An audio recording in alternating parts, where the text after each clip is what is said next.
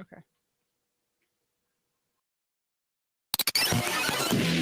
The Majority Report with Sam Seder. The destiny of America is always safer in the hands of the people than in the conference rooms of any elite. Sam Seder. They are unanimous in their hate for me, and I welcome their hatred. We must guard against the acquisition of unwarranted influence, whether sought or unsought, by the military-industrial complex. The Majority Report with Sam Seder. If I get the feeling you've been cheated.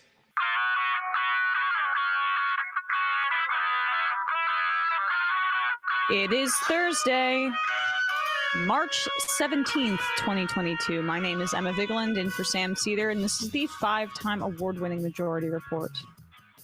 We are broadcasting live steps from the industrially ravaged Gowanus Canal in the heartland of America, downtown Brooklyn, USA. On the program today, Britni Cretaz and Lyndsey D'Arcangelo, authors of Hail Mary, The Rise and Fall of the National Women's Football League. Meanwhile, Ukraine has launched counterattacks outside of Kyiv and Russian-held Kherson.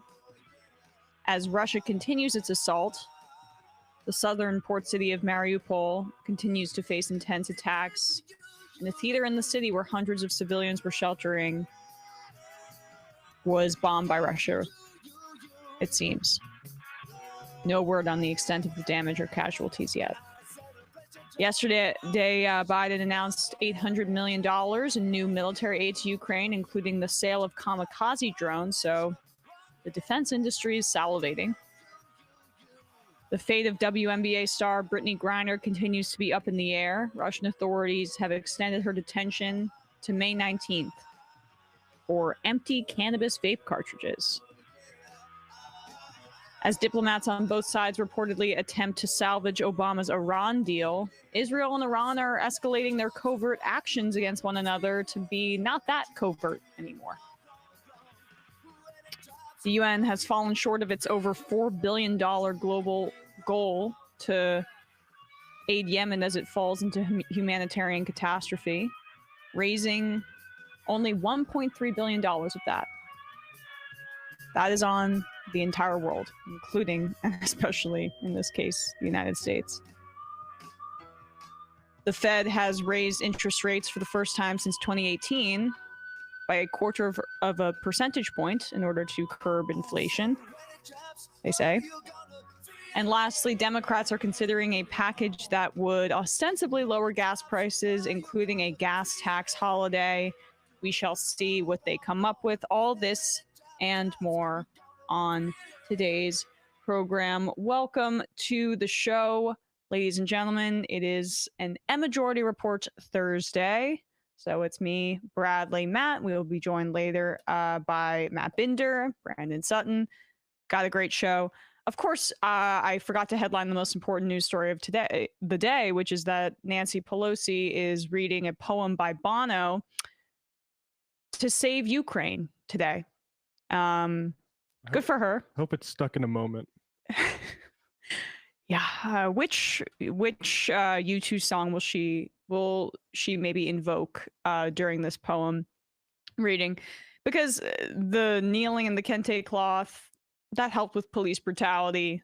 The Hamilton cast on January 6th, that ended the far-right movement in this country, and the anti-democratic fascist movement in this country. So now she's got to take a page out of Annalyn McCord's book. And yeah, bringing in the edge on guitar would be seen as too much of an escalation. I mean, honestly, as you said before the show, Matt, I thought we were trying to avoid this war escalation. Think this might just inflame tensions just a bit, but we have a little bit more substantive things to talk about in terms of inflaming tensions here. So I've talked about this a bit on the show about how the Republicans had trouble kind of coalescing behind a message when it came to Ukraine and Russia's invasion and war in Ukraine. You had the traditional hawks saying all the same things. Escalation, escalation, escalation. We played a clip from Candace Owens on the program yesterday where she was just regurgitating Putin talking points. And then you have Tucker Carlson, who's kind of landing on this is not our problem. I think we need to maintain U.S. hegemony in another way. But this is always going to be the more dominant narrative in the Republican power centers because Republicans are war hawks. There is no appetite, I believe, in the United States for a war with Russia among the general citizenry. I think supporting Ukraine is very popular, as it should be. But war with Russia, not so much. Famously, back during the Obama administration, during the whole red line thing, there was a study that showed the more Americans knew where Ukraine was, the less they were supportive of America intervening in any sort of capacity in the area. I mean, then that makes total sense, right? Based on just the common sense about what war with Russia would mean. But there is appetite for something like this, at least military escalation among Republican power brokers and you know, some Democrats as well. But we've talked about Lindsey Graham. He's very vocal about this, but there are people more behind the scenes who are supportive of escalation, including a senator like John Kennedy, who continues to push for, and you'll hear it here, increased actions by the United States in regards to Ukraine. Here he is on Sean Hannity's program last night talking about Biden's response. You not only watched President Zelensky, but I'm quoting you. You said, we are at war with Russia. We need to win it militarily and economically. I want you to give us a little more detail what you mean by that.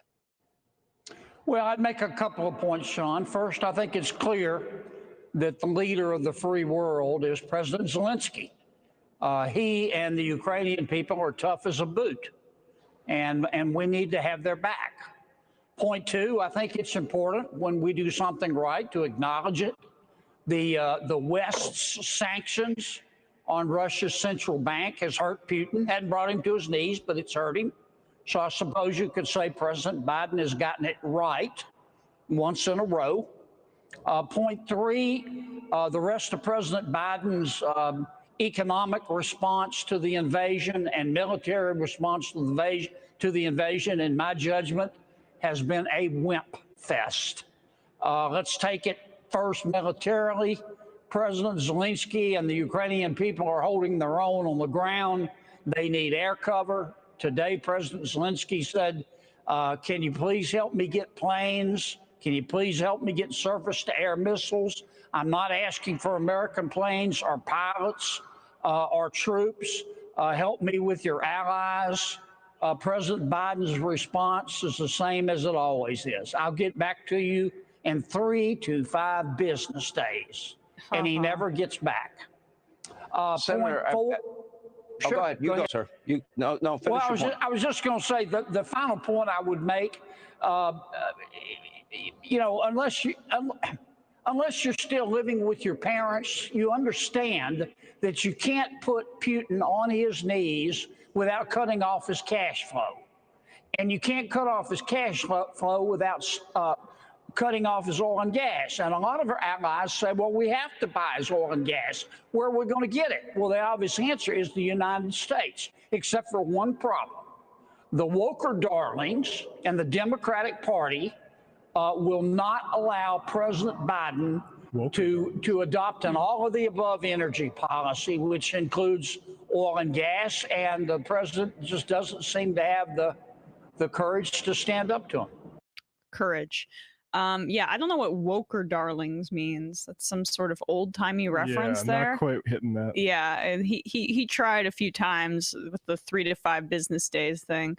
Those are some pre-prepared remarks. But like, let's go through with, you know, what Kennedy said here, because I think it's indicative of the Republican response. Hannity quotes him at the beginning, we are already at war with Russia, or we are at war with Russia. No, we're not. I mean, yes, sanctions are an act of war. Notice that is the one thing that Kennedy approved of there. I am sympathetic with Biden's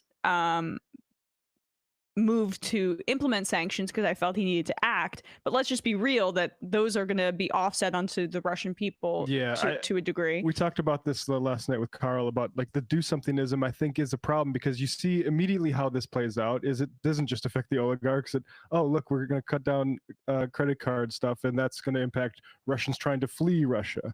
Like we should be accepting not only Ukrainian refugees, but Russian refugees if we're going to impose this sort of brutal sanctions that are going to impact a lot more than just oligarchs. Yeah, but point being, to Matt's point, like that is why Kennedy says he gets it right once in a row, because that's the kind of do somethingism that the Republicans want here. But he says that we have to, quote, have their back when referring to the Ukrainians. And what does that entail? We are selling arms to them. We are increasingly selling defense. I've headlined this earlier that the Biden administration is working to sell them kamikaze drones, which are high tech and lethal. We are selling arms to them. The only next escalation is a no-fly zone, boots on the ground, something to that degree, which is something that would spark such an intense and bloody chain reaction that I think nobody in power, nobody in the Biden administration, I should say, seems to want to go down that road. But like, you know, I heard all the time about how Russiagate was a bunch of drummed up BS, but it was the Democrats that wanted to go to war with Russia. That's what we heard all the time because they were using, I think in a very misguided and stupid way, Russia's favorability towards Trump as some sort of political tool, which did not benefit them actually in any way in the end. But this is always who wants to go to war. It's the hawks. Yeah. And there are more hawks in the Republican Party, more people like John Kennedy who are pushing this kind of stuff than there are in the Democrats. We have a Democratic president who, yes, has implemented sanctions, but has been fairly steadfast, and I approve of this. Yep. With no-fly zone, which means shooting down Russian planes, escalating towards a war with Russia, and no U.S. military personnel involved in the conflict. That is the right course of action, but know that there are always these voices behind the scenes who are pushing more escalation, because listen to what he said at the end there too. He's a disaster capitalist. John Kennedy represents Louisiana, oil and gas, would be the industry, a dominant industry in Louisiana. He would benefit very greatly, and his donors would, from increased domestic drilling and oil production in North America and in the United States. I said this when Russia invaded, when there was the push to cut off Russian oil and gas. This is what the centrists and the Republicans and the conservatives in this country are going to push for. More oil coming out of North America, going down this green track. What a huge mistake. More money for my donors, etc. And then, of course, more money for defense contractors, the military industrial complex in an escalation. Those are the twin interests that Kennedy is representing, let alone, you know, his own proclivities towards do somethingism, as you say. Yeah, I absolutely think if someone like Nikki Haley was president, that we'd be shooting down Russian planes. Like, or I mean, she says as much. Maybe the reality of office would like chill her out a little bit, but we don't want to bank on that. Exactly, absolutely. And I think like even in the Democratic administration, like I think there's probably a lot of people really just look at the way the press corps is reacting. Like there's definitely Democrats that want Biden to do a lot more as well. And I don't support the sanctions stuff. I'm extremely skeptical of that and think it might be a massive, massive mistake. But that said, Biden's holding the line on the no-fly zone stuff needs to be like encouraged. Absolutely. All right, folks, we're going to take a quick break. And when we come back, we will be joined by Britni de la Cretaz and Lyndsey D'Arcangelo, authors of Hail Mary, The Rise and Fall of the National Women's Football League. We'll be right back.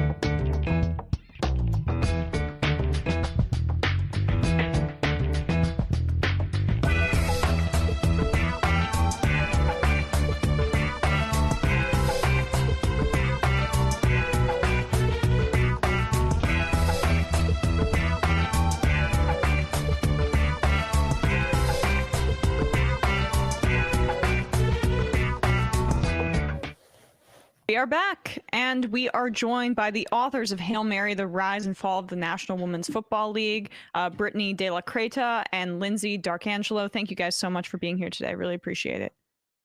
Thanks for having us. So I'm a notorious female sports fan on the show. I talk about sports to a degree that I think half our audience isn't that into. But I'm really embarrassed to say that I knew until reading your book very little about the National Women's Football League. Frankly, the only time I've seen women play football on TV was that, you know, growing up, I would have NFL Network on, and they had that lingerie football league on, which at the time even as a kid, I went, there's something wrong here. I mean, what inspired you both to write this book? And you know, I guess from a big picture view, what are your reflections on women's relationship to football in modern American culture? I will say that you should not be embarrassed, because I know women's sports historians that have never heard of this league. So I think that that's pretty common. We did not know about this league either. And we came across it while researching a larger women's football project. We were trying to write a book about women in football much more broadly. And that book didn't sell. It didn't have much of a narrative arc. But in looking into that, we discovered the NWFL and the Toledo Troopers, the winningest team in pro football history. And in digging into their record, we found they were playing other teams, but we could not find anything else about those teams or about that league.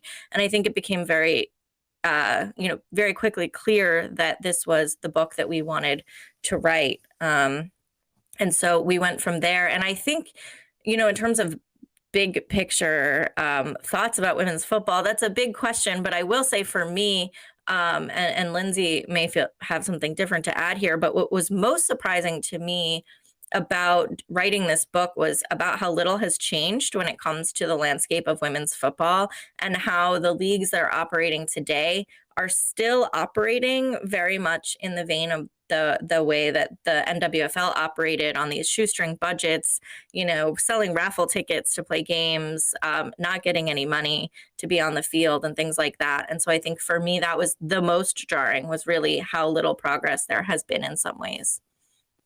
Yeah, I'd have to agree with that sentiment. Seeing the similarities and some of the same struggles and hurdles that women's football players and leagues and teams have to deal with today was kind of jarring. Yeah, and what struck me really is in reading your book how there's a kind of post-Title IX shift a little bit, but it doesn't really apply to football, right? I mean, tackle football is perceived as aggressive, and aggression is not incentivized as a quality for women and girls. And I can say this in terms of like politics a little bit. There are very few women in my field, because I think that there's a lot of times, or in progressive media specifically, because I think a lot of times speaking your mind to that degree about politics can be perceived as aggressive. Like, you know, there have been gains made in soccer or in tennis for women and girls, not enough, but that's because they're more aerobic and less strength based. And then that's some of the inherent misogyny in it as well, I would say. The aggression, strength building, that's more masculine, and that should not be something that women engage in. I'm curious about your thoughts on my read of those dynamics. Yeah, that's exactly it. And we talk about this a lot when we're discussing the book and the players and the league itself. There's this view in society, because football, like you said, is such a aggressive and violent sport, a very masculine coded sport, that society has a hard time wrapping their minds around women playing it, especially at the professional level. And, you know, basketball, soccer, those sports that you mentioned, they're very much finesse sports. I mean, yes, there's physicality involved, but they're more, you know, free flowing. And I don't know if that's more easily digestible for society, but yeah, we completely agree. Right, because I mean, there was a passage in your book about some of the misogynistic ways that in the 1930s, I believe there was an over 200-pound offensive lineman, female, was written about. What were some of the things that you found when you're deep research on this? Because there was not a breadth of material at your disposal. Like, you can't just go on, whatever Pro Football Reference or the NFL database to find some of the stats that you need to see. You had to get a lot of firsthand accounts from people. Yeah, we did. And a lot of our research, the beginning of our research comes from the newspapers, because these leagues and these teams were considered a curiosity. And so all the way back through history, in the 1930s, like you noted, there was some organized women's football being played. And those games, as well as the NWFL games, were covered very much as a curiosity. And the longer that the NWFL went on, the less media coverage there was. And the league was covered very much with a focus on the women's appearance. If they were very, very large women, that was played up. There was a lot of fat phobia and comments about the weight of, the linebackers. The linemen, excuse me. We had, if they were attractive, that was played up as well, because there is something threatening to the status quo about more masculine women. And so it was very important for reporters to play up when women were attractive so that they weren't seen as too threatening. And there was also this focus on the players being, women's libbers, because this is during the 70s, during second wave feminism. And so even though the players themselves didn't really associate with the movement, you see the newspapers really trying to shoehorn that in, and asking questions about their male partners and things like that. And so that coverage really is done through the lens of the people who are writing about it. And the people who were writing about it then were largely men. And so a lot of the research that we did came firsthand and from materials that the players had held on to. And we tried really to get their perspective back in, because it had been so thoroughly erased by the media at the time. So I want to talk about, the NWFL's origins, but first I just kind of want to back up to talk about football's origins, because part of why this topic is important, it's not just women's sports in general, but the NFL is the most popular sport in our country, or football is. It is a cultural staple. I mean, that's part of why I enjoy it. I love the collectivism of it and the collective experience. But of course, that comes with like a massive exclusionary element, because the 50% of the population have not, roughly, have been historically excluded from that, both culturally and as players. So take us back to the late 1800s. Women's interest in football predates the NWFL, or NWFL, right, as you write. Yeah, I mean, throughout our research, we discovered and found many examples of women participating in playing football, or trying to organize teams, and actually getting a few teams off the ground and having little round robins themselves throughout the course of history since the sport was invented. The late 1800s, as you referenced, there was a game between Yale and what was the other school? I think it was Harvard. Yale. Harvard, Yale. And they were putting on a men's social club event, and they gathered women from each school and pinned the school colors on them and had them play sort of like an exhibition game for fun and for entertainment for the guys. But when the women actually got on the field to play, I mean, they took it extremely seriously, and the game started, getting a little rough, and the police had to be called in because the crowd was getting really excited, and the whole description, in the newspaper at the time, could read like a scene out of a movie.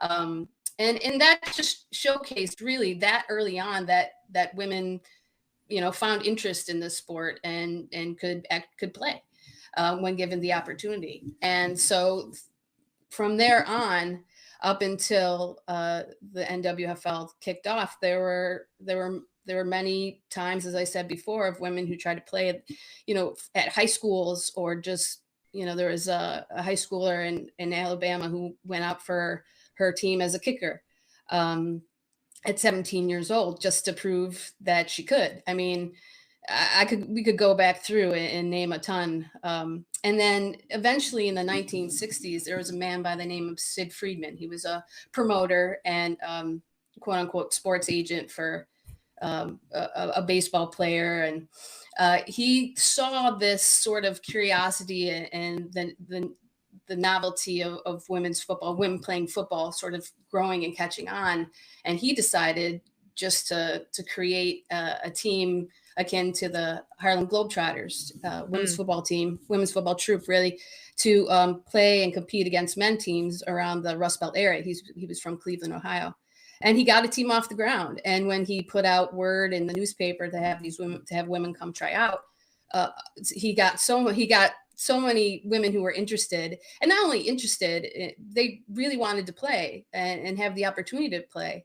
And he formed a team, and they did play other men's teams, and they held their own. And so he decided to create another women's team, and then another women's team. And he sort of had this conglomerate of teams playing against each other throughout Pennsylvania and in Cleveland and in Buffalo, around those areas. And that's really what served as the launching pad for the NWFL, because owners around the country were honing in on this and decided to start teams in different parts of the country, and eventually got together separate of Sid Friedman to form the NWFL. But yeah, that's really sort of the timeline progression. So that does hit on another point that I wanted to touch on, which is so there were capitalists, eventually owners, that saw that this could be profitable or thought that this could be, but it seems like, at least in the origin of the idea, only as a kind of spectacle a la Harlem Globetrotters, as you say. What did you find in some of your research there, and what these owners and capitalists thought would be the best way for them to get profit out of any women's league? Yeah, so I think that women's football, the men who started these teams, as you said, it really was a gimmick. And someone like Sid Friedman, who was a promoter, he's had this huge influence on the game of women's football, and it wouldn't exist today without his vision. But at the same time, he was really in it to make money, and he did not really care as much about how the women were represented in the press and how he was going to do it. If it was going to make him money, he was in. And so for him, having these women wear potentially like tearaway skirts, and he would, send photographers from Hustler magazine to practices, and they'd like get under the center to try to get photographs, things like that. He just saw it as part of promoting this outfit that he, this vision that he had, and whatever it took. And so there was a very like exploitative element to that. And the reason that many of the women broke off and decided to go independent was because they did not want to be exploited, and they wanted to be taken seriously as football players. However, what Sid Friedman and many of the male owners of the NWFL teams, there were some player-owned teams, but most were owned by men. The thing that they failed to realize was that any sports league takes a long time to become profitable, and there has to be a lot of time and investment before there's ever like a return on that money. And a lot of these men, some of them really wanted to see the women's game take off, and others really were in it to make a quick buck. They thought they could bring this to their town, their city, and people would come and they would see profits, within a year or two. Not only is that really just like not how any sports league functions, most take about 10 years to see any profit. Yeah. Women's teams in particular, and like a brand new team, often take longer because they're up against, the sexism and the belief that they can't play, and they just don't get the same. And so the NWFL itself was really never given a chance to fully succeed, because a lot of the men who had invested, when they didn't see profits right away, they either ran out of money or they weren't willing to put any more in. And being unwilling to put, I'm sorry, I didn't mean to cut you off. You can keep going. No, I was done. Oh, okay. The being unwilling to stick it out, that is like, that's got to be that's something that's so embedded with misogyny in and of itself, right? Because I think for owners in more established leagues, the owning an all-male team is a point of pride. You're more willing to, like, I mean, we saw this through the pandemic. Owners took a hit in the NFL because in many stadiums there weren't any fans, but like they stick it out not because of the quick buck element, but because they understand that owning a sports team in one of the 32 teams in the country is it's not like the number one thing you can do for profit, but you become a cultural staple in and of itself, and the unwillingness to stick it out. I mean, I'm curious if what your opinions were in terms of just you know, there's misogyny in that, and then it also perpetuates the misogyny in culture because the longevity is so fleeting, I guess, if that makes sense. Yeah, the NWFL was up against so many factors, not having the time investment, not having the money investment, two main things that men's leagues are afforded and have always been afforded that women's leagues haven't. The fact that football is such we said earlier, a masculine coded sport. But then you also have the fact that the men's teams in the NFL had already been around for a while. There were already established fan bases. And then you had college football to that, where those fans travel and follow the players from college to the pros. And so those players don't get paid to talk about another exploitative system. Keep going. So women's football players were up against all of that. You know, how can you expect fans to go to a game once and become invested in the Houston Hurricanes when they have no tie? There was no time to build up that fan base. And the fact that some of the owners didn't even consider that or weigh that as a factor. I mean, novelties wear off, you know, the curiosity of going to see women play a game, you know, that wears off after one or two games. And then you're like, okay. And that's sort of what happened. People moved on because the curiosity wore off. But, you know, you need that time to establish the fan base, and they just weren't given that.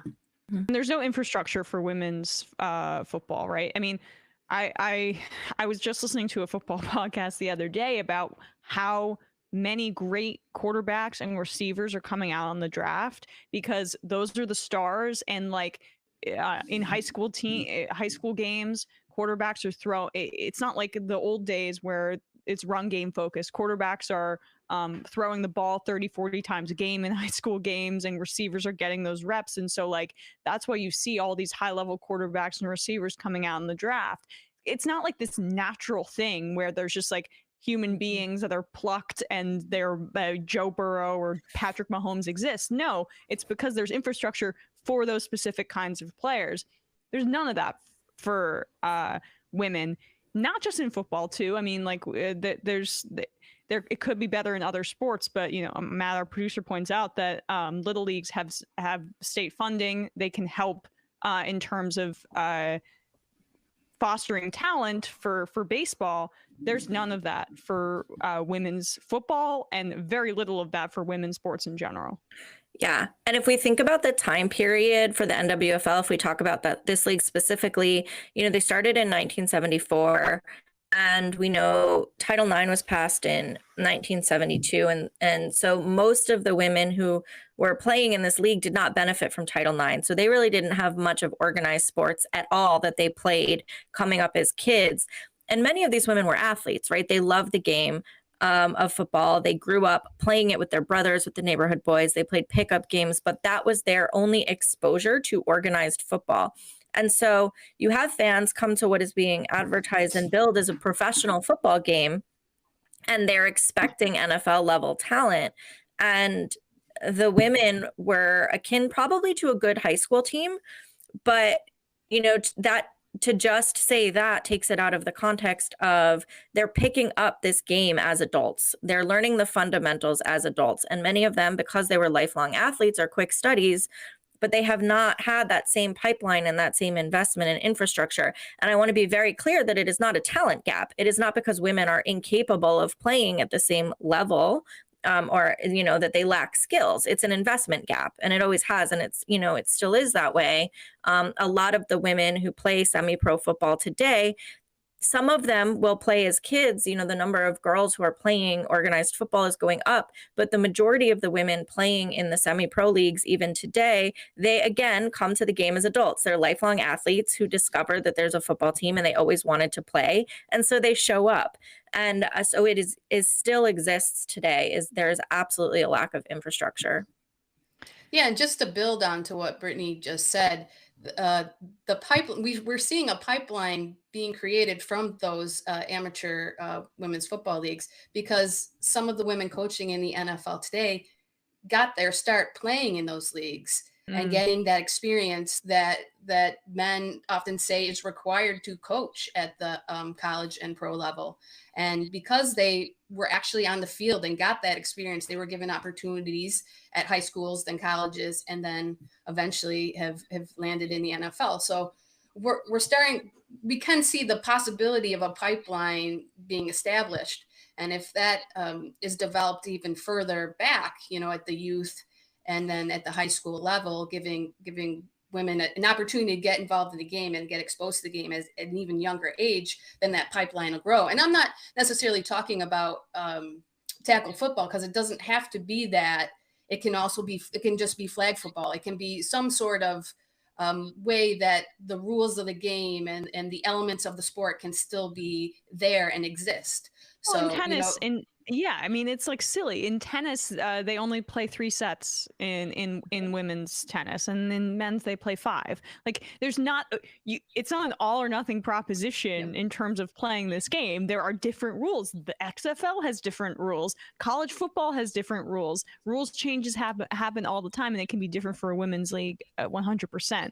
I wanted to ask your both of your opinions on homophobia's role in the NWFL not getting off the ground to the degree that it could. I mean, I'd imagine that there were a lot of gay players, or you did write that, and there was homophobic responses to them playing the sport. I mean, what was some of what you found in interviewing these former players, and also in terms of the archive research that you did?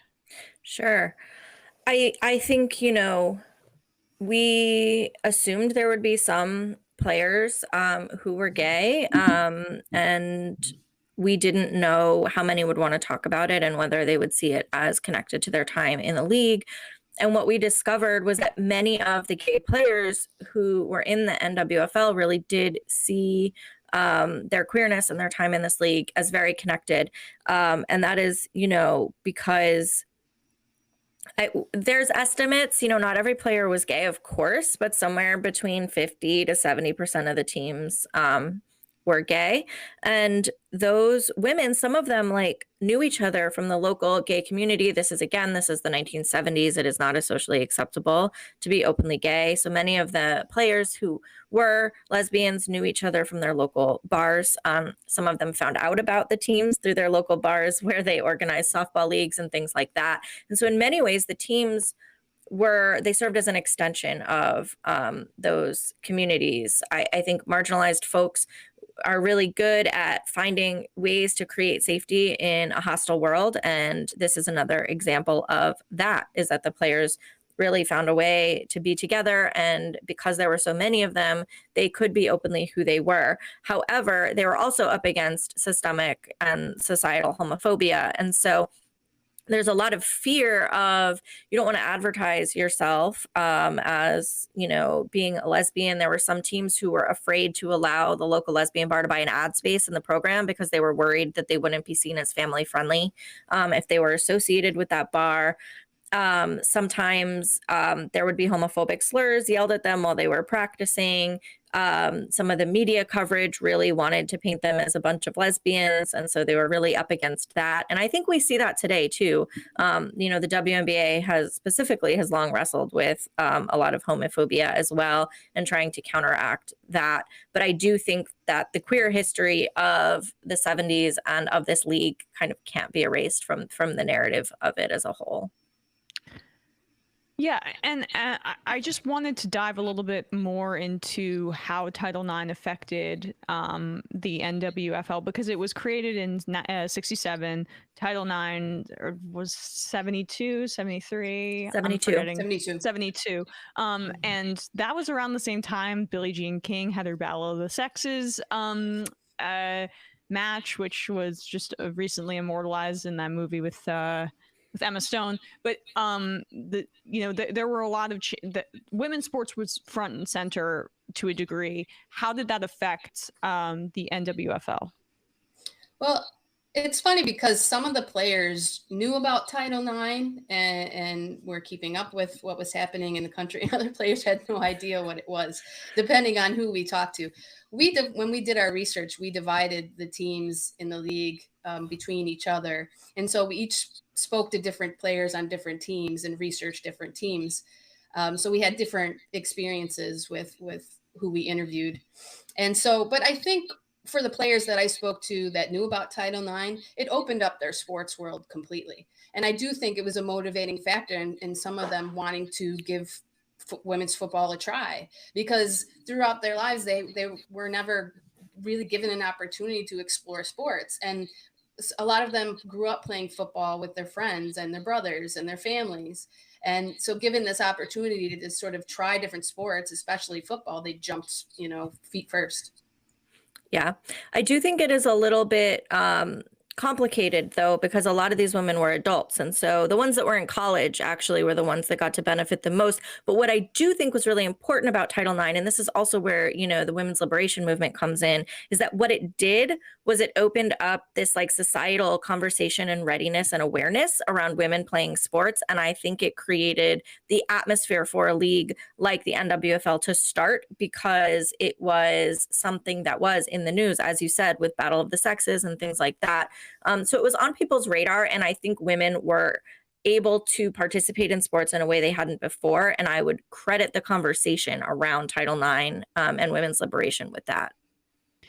And lastly, there's really just something, and I'm curious about your read on this, both of you, because hockey is a sport that's also very brutal, right? And I think women's hockey has made more gains. I know that because the United States' women's hockey team is pretty good. I've heard, I watched the Olympics 4 years ago when they were in it and winning a bunch of medals. And I know that like some just anecdotally, some people I know are interested in watching that, but there's really no because American football is so American and there's not much internationalism to it.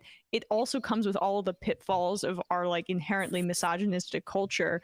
Do you think that the Americanness of American football, it sounds redundant, but it's true, contributes to the inherent misogyny in the sport?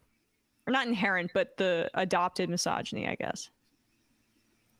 I think that has a lot to do with it. Again, like just saying that society at large has a hard time wrapping their minds around women playing tackle football with full-on pads and helmets and being that physical. It seems that it's just the same hurdle that women's football leagues today, the amateur leagues, just haven't been able to get over and really, gain a foothold into the fan, into even breaking into regular football fans who watch the NFL in college. You mentioned hockey, and there's no checking in women's hockey, but it still is an aggressive sport. It really doesn't take away from some of the physicality and everything, but there could be modifications to the women's game, maybe to make it more appetizing. I don't know. I don't even know if that's something they would want to do, but just giving a comparison as to what possibly could be done to just maybe help make the sport a little more digestible, to try to bring in more fans. Right. Well, I mean, there are a variety of things that can be done. It's just, the impossibility of it is, I overstated, and I think your book lays that out really well. So thank you guys so much for being here today. Lyndsey D'Arcangelo and Britni de la Cretaz, thank you so much for your time today. Really appreciate it. Thank you. Thank you. All right, folks, we're going to take a quick break, come back, wrap up the first hour of this program.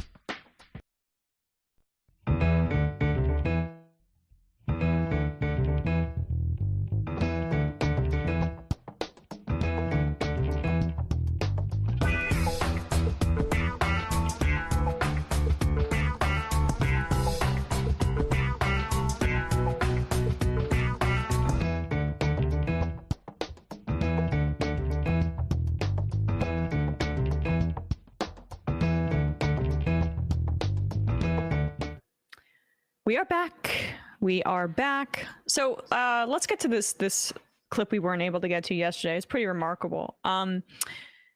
Idaho local reporter named Brian Holmes was able to get this rarefied, uninterrupted time with a politician. You do not see this on the national level, where it's a lot more of a transactional relationship. Marjorie Taylor Greene got a ton of press for going to Nick Fuentes' America First PAC conference, which was happening in Florida at the same time as CPAC, I believe. So there was some crossover. And the further right you are, there was some maybe at least loose ties to Nick Fuentes' conference. Now, it's a white nationalist conference.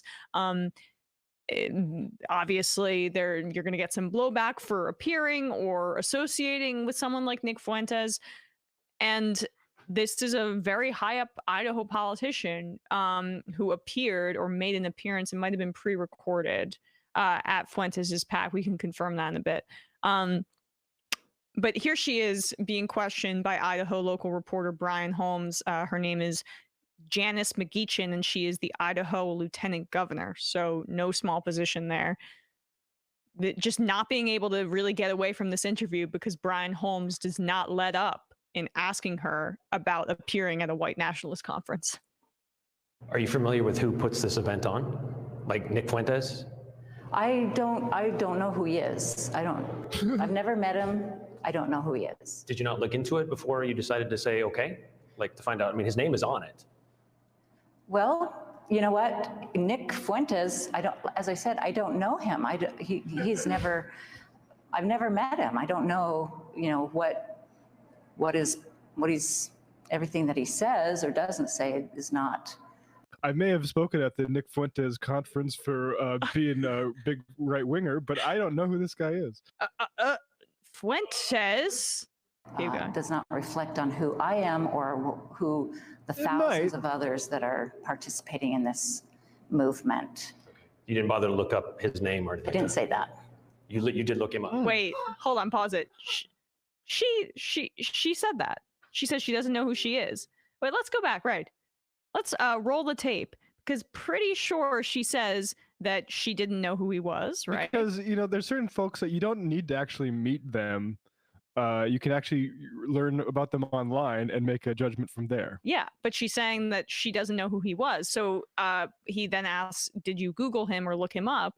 So maybe she just Googled his name and didn't click on anything, or put on sunglasses so she was unable to really read her computer screen. Maybe that's part of what happened. Well, you know what? Nick Fuentes, as I said, I don't know him. I've never met him. I don't know, what he's, everything that he says or doesn't say is not, does not reflect on who I am or who the thousands of others that are participating in this movement. You didn't bother to look up his name or anything? I didn't say that. You did look him up? You didn't, that's not the question that you asked. Did you look up who Nick Fuentes was and what he's talked about? Like things he has said? I have since.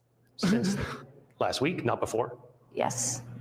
Okay, I guess the question is, because if you've said, well, I'm only here and it's not fair. I mean, the mainstream media, you do this to conservatives all the time, but you don't do it to yourself. That every time, anytime there's any kind of affiliation with anybody at any time on any stage, that we're all guilty by association. Pause it. How about name those associations? Like you. Go on, trot out your it's psycho Antifa conspiracy theories. Yeah, right, exactly. I mean, Nick Fuentes is a Unite the Right guy, Charlottesville guy, regularly says the N-word for fun, that kind of dude. Here's just a sentiment repasted from the Anti-Defamation League, where Nicholas J. Fuentes said, "What's really important to understand is that the crisis in race relations in the country basically amounts to black failure. And how do we explain the continued disparity in just about every measure?" He's basically a Charles Murray guy. Yeah. IQ bell curve guy. So yeah, he's a big time white nationalist Nazi. And you know, if I had affiliations that were as troubling, I'd welcome conservatives to make me answer for those. Yeah. And just like as we are making her, look at how shifty she looks. Well, I mean, like let's see. She's about to go off on the mainstream media and their hypocrisy. Let's see if she can come up with a counterexample, maybe Matt, that will satisfy you. The Lugan press. Yeah. With anybody at any time on any stage, that we're all guilty by association, and it's not appropriate. But the association is not a good one. To be associated with people who are anti-Semitic. It's not just associated with people; it's conferencing with them. Yes. Stop. Yes. Excuse me. Yes. You asked me why I was there, why I wanted to participate and speak to these young conservatives. That's what we're talking about right now. White nationalists. Okay. Vincent James was also there, correct? Do you know who Vincent James is? I've heard of him. You've had your picture taken with him? I did have my picture taken with him. Okay. Do you know what he stands for and things that he has said? No, I don't know all the things that he or anybody else. And again, I'm just going to keep repeating the same thing, that this guilt by association that the media tries to do with conservatives and conservatives only, is that if we ever have met somebody once or took a picture with them or ever shared a stage with somebody ever, we're all guilty by association. Do we remember the Jeremiah Wright thing with Obama? Oh yeah. Oh yeah. That's amazing, right? Acorn. Oh my God. No, but like the Jeremiah Wright thing is such a good point, because that, like, you know, that's they went to town on that, and that's way more analogous. But like, she literally just spoke at this conference. They acted like Obama was like programmed by Jeremiah Wright to take down the American empire. Yeah, exactly. He hates America. Listen to Jeremiah Wright. All right. If you want to know why I went there and what my message was, yes, go watch my video. I did watch your video, and if you had known, that's what it was all about. If you had known who Nick Fuentes is, would you have said yes? Well, again, this is a woman who wants to continue appealing to Nazis, but not be seen publicly as appealing to Nazis. Yes. This movement is so much bigger than one individual.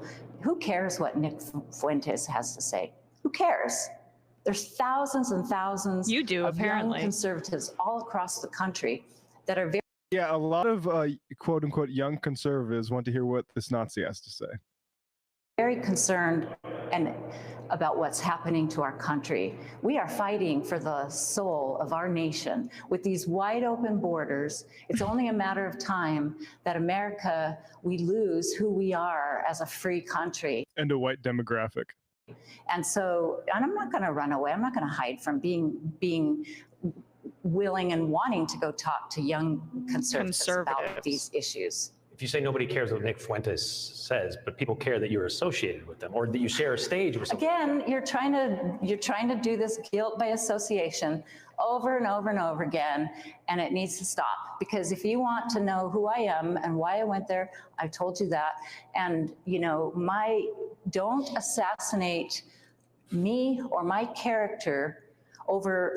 Don't assassinate me or my characters. The first request I think is fair. Don't assassinate me. I had no intention, man. Yeah.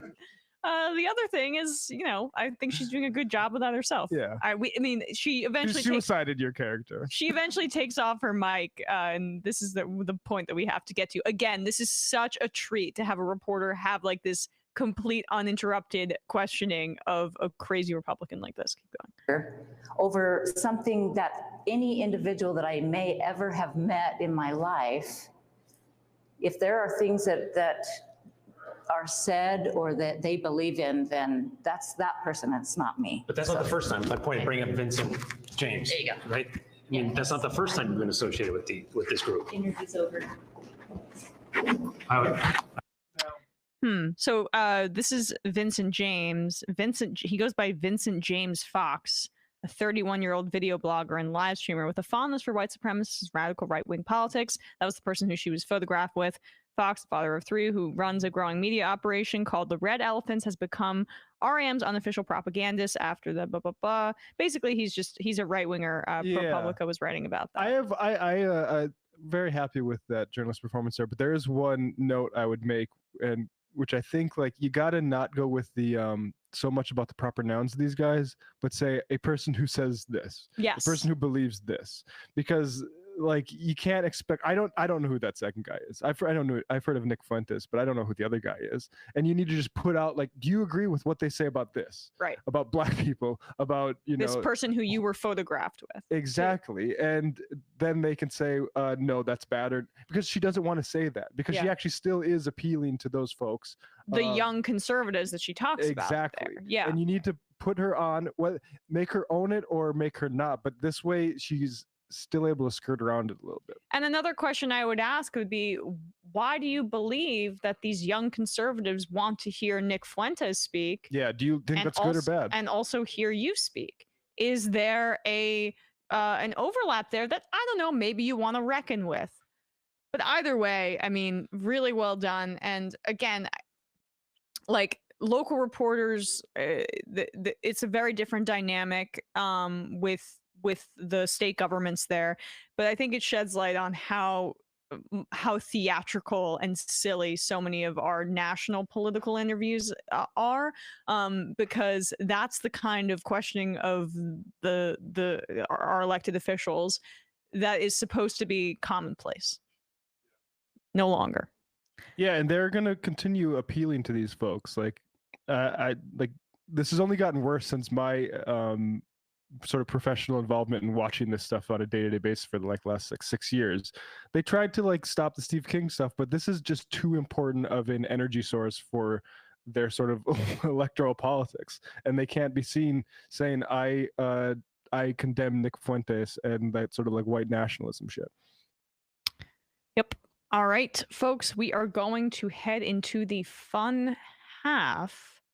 Maybe we'll bring Binder and Brandon in then, unless you want to do it now. Okay, we don't have them yet. So, but we do have Matt Leck, who had left Reckoning last night, a solo without Griscom. So how'd that go? It went okay. I attempted a little bit of a half scripted history lesson into the North Dakota Nonpartisan League, which simultaneously understood the sort of uphill and maybe impossible battle third parties have to go through in this country, but also that being co-opted by one of the two major duopoly parties is also almost inevitable. So they ran in the primaries under a sort of farm populism ticket called the Nonpartisan League, which was, we're going to run under any ticket that we can. And I talk a little bit of the success there. Basically, it was led by this guy named A.C. Townley, who was a failed flax farmer and then turned socialist organizer and saw that socialism wasn't really super appealing to farmers, but things like a state-owned grain elevator and state bank were.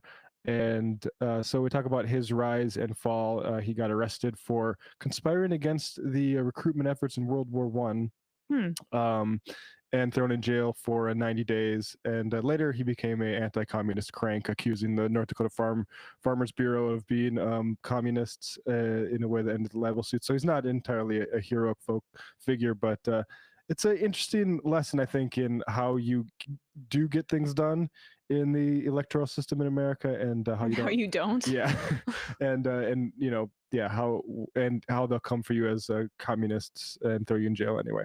And also Carl Bayer to talk about Russia and their invasion of Ukraine and things like, should the left does the left lose credibility because we didn't expect Putin to do this? Is Russia doing imperialism?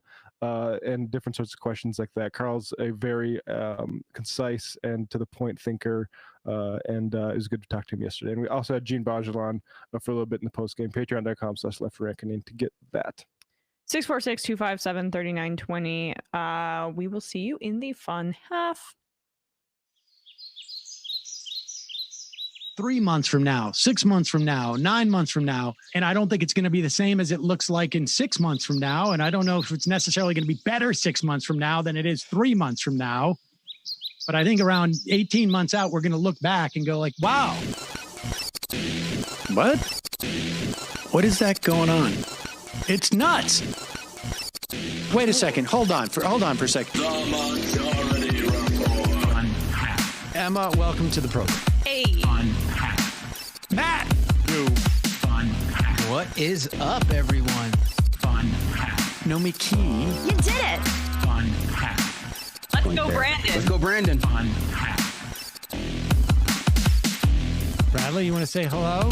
Sorry to disappoint everyone. I'm just a random guy. It's all the boys today. Fundamentally false. No, I'm sorry. Stop talking for a second. Now let me finish. Where is this coming from, dude? But dude, you want to smoke this 7A? Yes. Hi, me? Is it? Yes. Is this me? Is it me? It is you. Is this me? Hello, is this me? I think it is you. Who is you? No sound. Every single freaking day. What's on your mind? Sports. We can discuss free markets and we can discuss capitalism. I'm going to go throw up. Libertarians. They're so stupid, though. Common sense says, of course. Gobbledygook. We fucking nailed him. So what's 79 plus 21? Challenge Matt. I'm positively quivering. I believe 96, I want to say. 857-210-501. 1/2. 3/8. 9/11, for instance. $3,400, $1,900. 6, 5, 4, $3 trillion sold. It's a zero-sum game. Actually, you're making me think less of it. But let me say this. Poop. You can call it satire. Sam goes to satire. On top of it all, my favorite part about you is just like every day, all day, like everything you do. Without a doubt. Hey, buddy, we see you. All right, folks. It's just the weak being weeded out, obviously. Yeah, sun's out, guns out. I don't know. But you should know. People just don't like to entertain ideas anymore. I have a question. Who cares? Our chat is enabled, folks. I love it. I do love that. Look, gotta jump. Gotta be quick. I gotta jump. I'm losing it, bro. 2 o'clock. We're already late, and the guy's being a dick. So screw him. Sent to a gulag? Outrageous. Like, what is wrong with you? Love you. Bye. Love you. Bye-bye.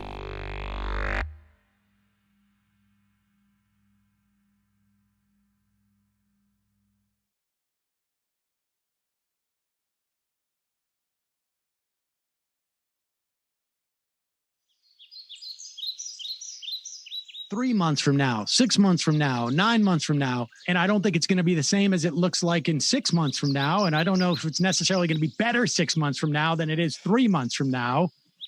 But I think around 18 months out, we're going to look back and go like, wow. What? What is that going on? It's nuts. And back. We are back. Now we are truly back with Brandon Sutton and Matt Binder. What's up, guys? Not much. Yes, as you were kind of alluding to before, I mean, is it public that these guys are going to be there at the live show? Okay. Yeah. We have sold out, so we don't even need to plug it anymore, except there is a stream that people can purchase to check us out remotely.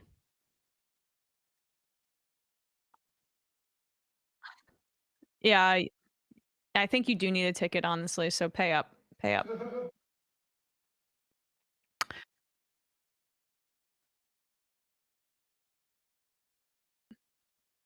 No, this is an unofficial channel. He has to pay me directly.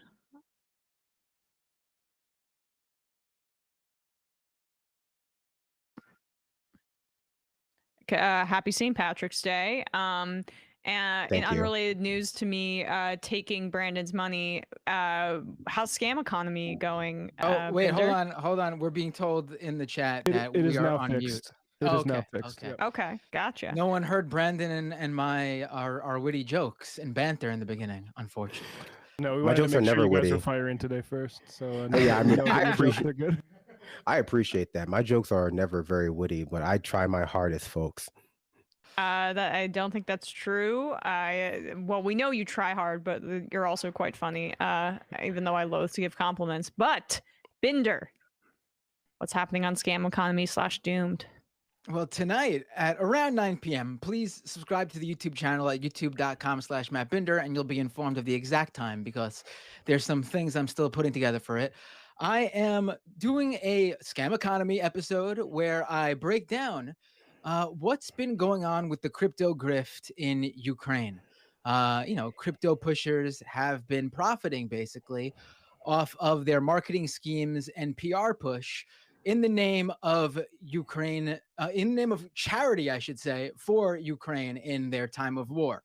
That'll be tonight. Definitely tune in, and it'll be up as a podcast at scameconomy.com and in all your favorite podcasting platforms shortly after that. All right. Well, what's happening over on the discourse, Brandon?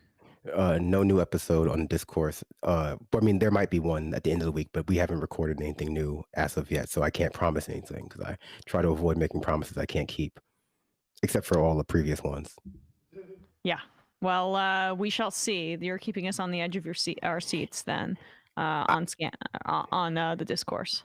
In many ways, the live show will be, live show of the Discourse too, since I'll be there. Exactly. Sam from Ottawa. Inflation is not being caused by federal interest rates. So as long as corporations post record profits, inflation in air quotes is completely manufactured. I mean, like the part of why Powell did this was the market opened after this news to I think some month highs or some weekly highs to a degree. So like part of this is just a way to get in the investor class to not panic so much. Point taken on that. The bestest leftist says if Matt is true to his prior. Oh, nope, I'm not reading that. Was it about me? Yeah. I'm curious about it now. Okay, I just wrote to you. Talia from Tampa, Hammond, friends, me again to follow up on my IM from yesterday about the DOJ stopping those ridiculous laws in states like Florida, Texas, etc. We have laws on the books that would address it. There's a statute for deprivation of rights under color of law and includes anyone who seeks to enforce the law, not just executive actors. Not pursuing these actions against people trying to remove constitutional rights is just cruel and shows incredibly well that liberals would rather let us suffer than disturb order to protect our rights. Are you talking? I think this is in reference to the anti-trans bills in those states. Yeah, I mean, I would have to look into their ability, but like, it's not surprising to me that Biden and a Merrick Garland run DOJ is not going to be proactive. They're like so institutionalist and process oriented that being like an activist to that degree as the Department of Justice, I just, it's wrong. I just don't see it being in their nature. Like they're so committed in their belief in the way that the United States is structured, that's how they're gonna let it play out. Yeah, let's just play that right now. Let's play that right now. This so today's St. Patrick's Day, as Brandon reminded us. I'm not a huge St. Patrick's Day fan. I don't know about you guys. It's the best holiday. It has to be. I mean, how? Especially for me, a non-drinker. It's wonderful. I love it. Oh yeah, it's a little Santa Con-y here in New York City. Like it's just too many people dressed up, too many drunk people. I remember not even liking it in college because we would like day drink for it, and you'd be outside, but it's still March, so it's not nice. It's not a fun weather situation to be drinking in any way. In North Dakota, it's just another excuse to binge drink. But I have been to a St. Patrick's Day in Dallas, where I saw a SUV in a deep ravine because it was clearly being drunk driven just minutes earlier, and also saw Snoop Lion perform. So. Oh, okay. Well, they do that thing. They do that thing in Chicago where they dye the river green. I find that like just awful. The green beer, also can't stand it. But something that I do enjoy and that we wanted to play today. This is an old clip of Michael on St. Patrick's Day in 2017, where Michael used this Irish accent that's just pretty incredible. So we wanted to take some space and some time to play this for you guys today. Here's Michael Brooks with Sam in 2017 on St. Patrick's Day using this incredible Irish accent. And was this from D'Anarchy? Did you say, or who is this from? Let me see. Put together by D'Anarchy. So always appreciate DJ D'Anarchy. Thanks for putting this together so we could play it today.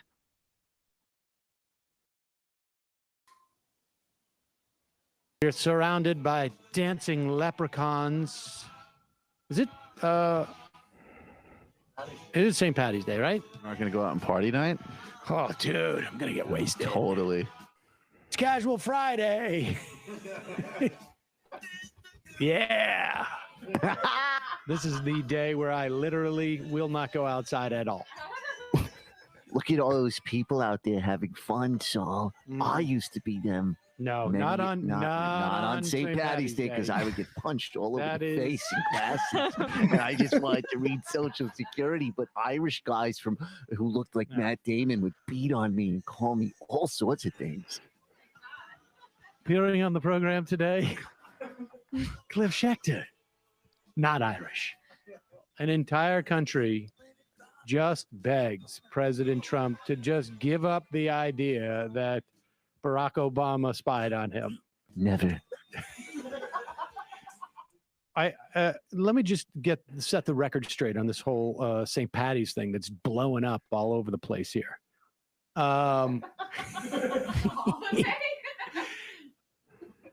Back when growing up, like in high school and stuff, Worcester was obviously heavily Irish, and spent a lot. Celebrated St. Patrick's Day quite a bit. You know, even had those like shamrocks with the Jewish star in it. Hi, fellas, can I join? Get the fuck out of here, dude. Okay. Seamus, please. Sean, Seamus, Sean. Kathleen. I thought we were all friends. of those names are my cousin's names. No, that's everybody. Sorry I know. that we They killed would have let you Jesus. join. Mary, Brian. I mean, all. You aren't just naming every family member. just naming Mickey. What about Mickey? And even like when I was in Boston a little bit, but the problem is that now, like those guys that I used to hang out with, now I see them as a problem.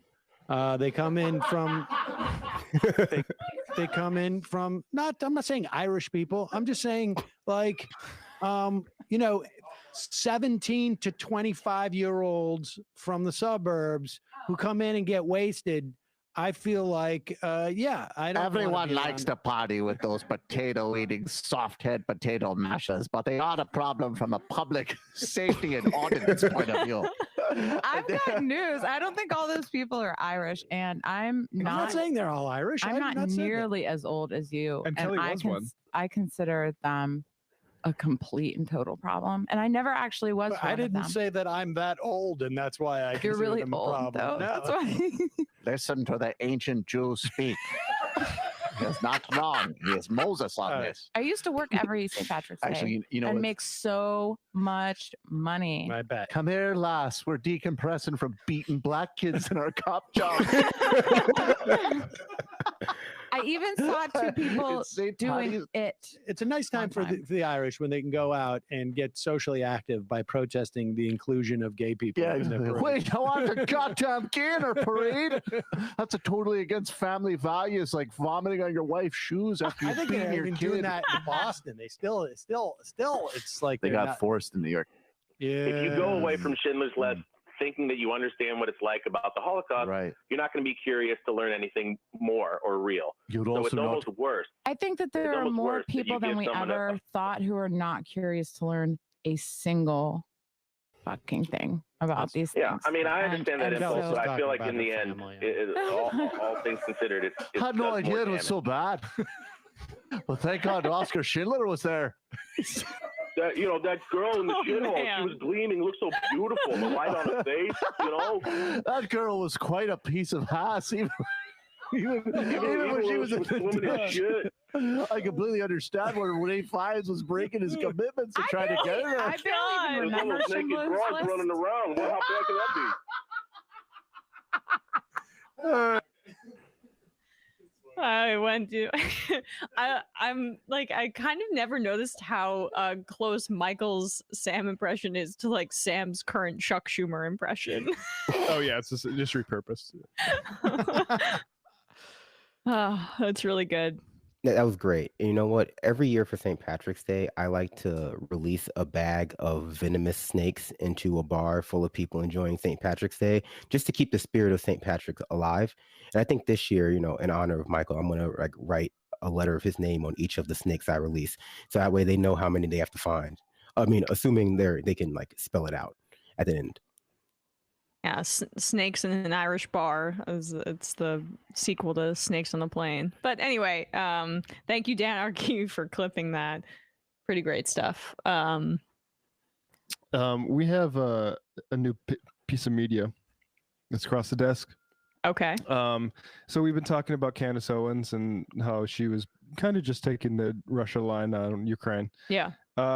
Ben Shapiro's not happy with that, it appears. And So this is my I mean, again, like this is what I'm trying to hammer this point home, how like the right has not been so disorganized in quite a bit, right? Like they were struggling a little to find their footing when Biden won.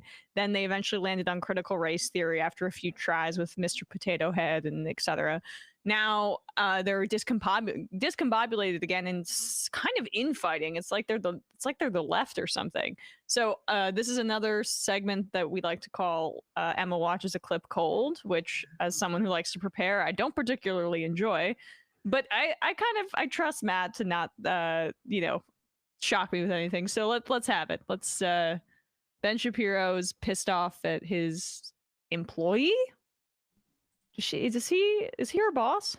it's interesting because he kind of acted like she wasn't working for him during the whole anti-vax stuff too. But he has to say something here. All right. The same people who spent years declaring that George W. Bush was a war criminal responsible for invading Iraq for no reason other than his own pride or to seize oil, and who said dissent was patriotic, super patriotic. Now it turns out that if you are not a person who is the most militant of the militant, if you're not the most anti-Putin of the anti-Putin, then this means that you have undercut America, which is weird because, again, America is not actually directly involved in this war. America was directly involved in the Iraq war. There were American troops in harm's way. America was directly involved in the Afghanistan war.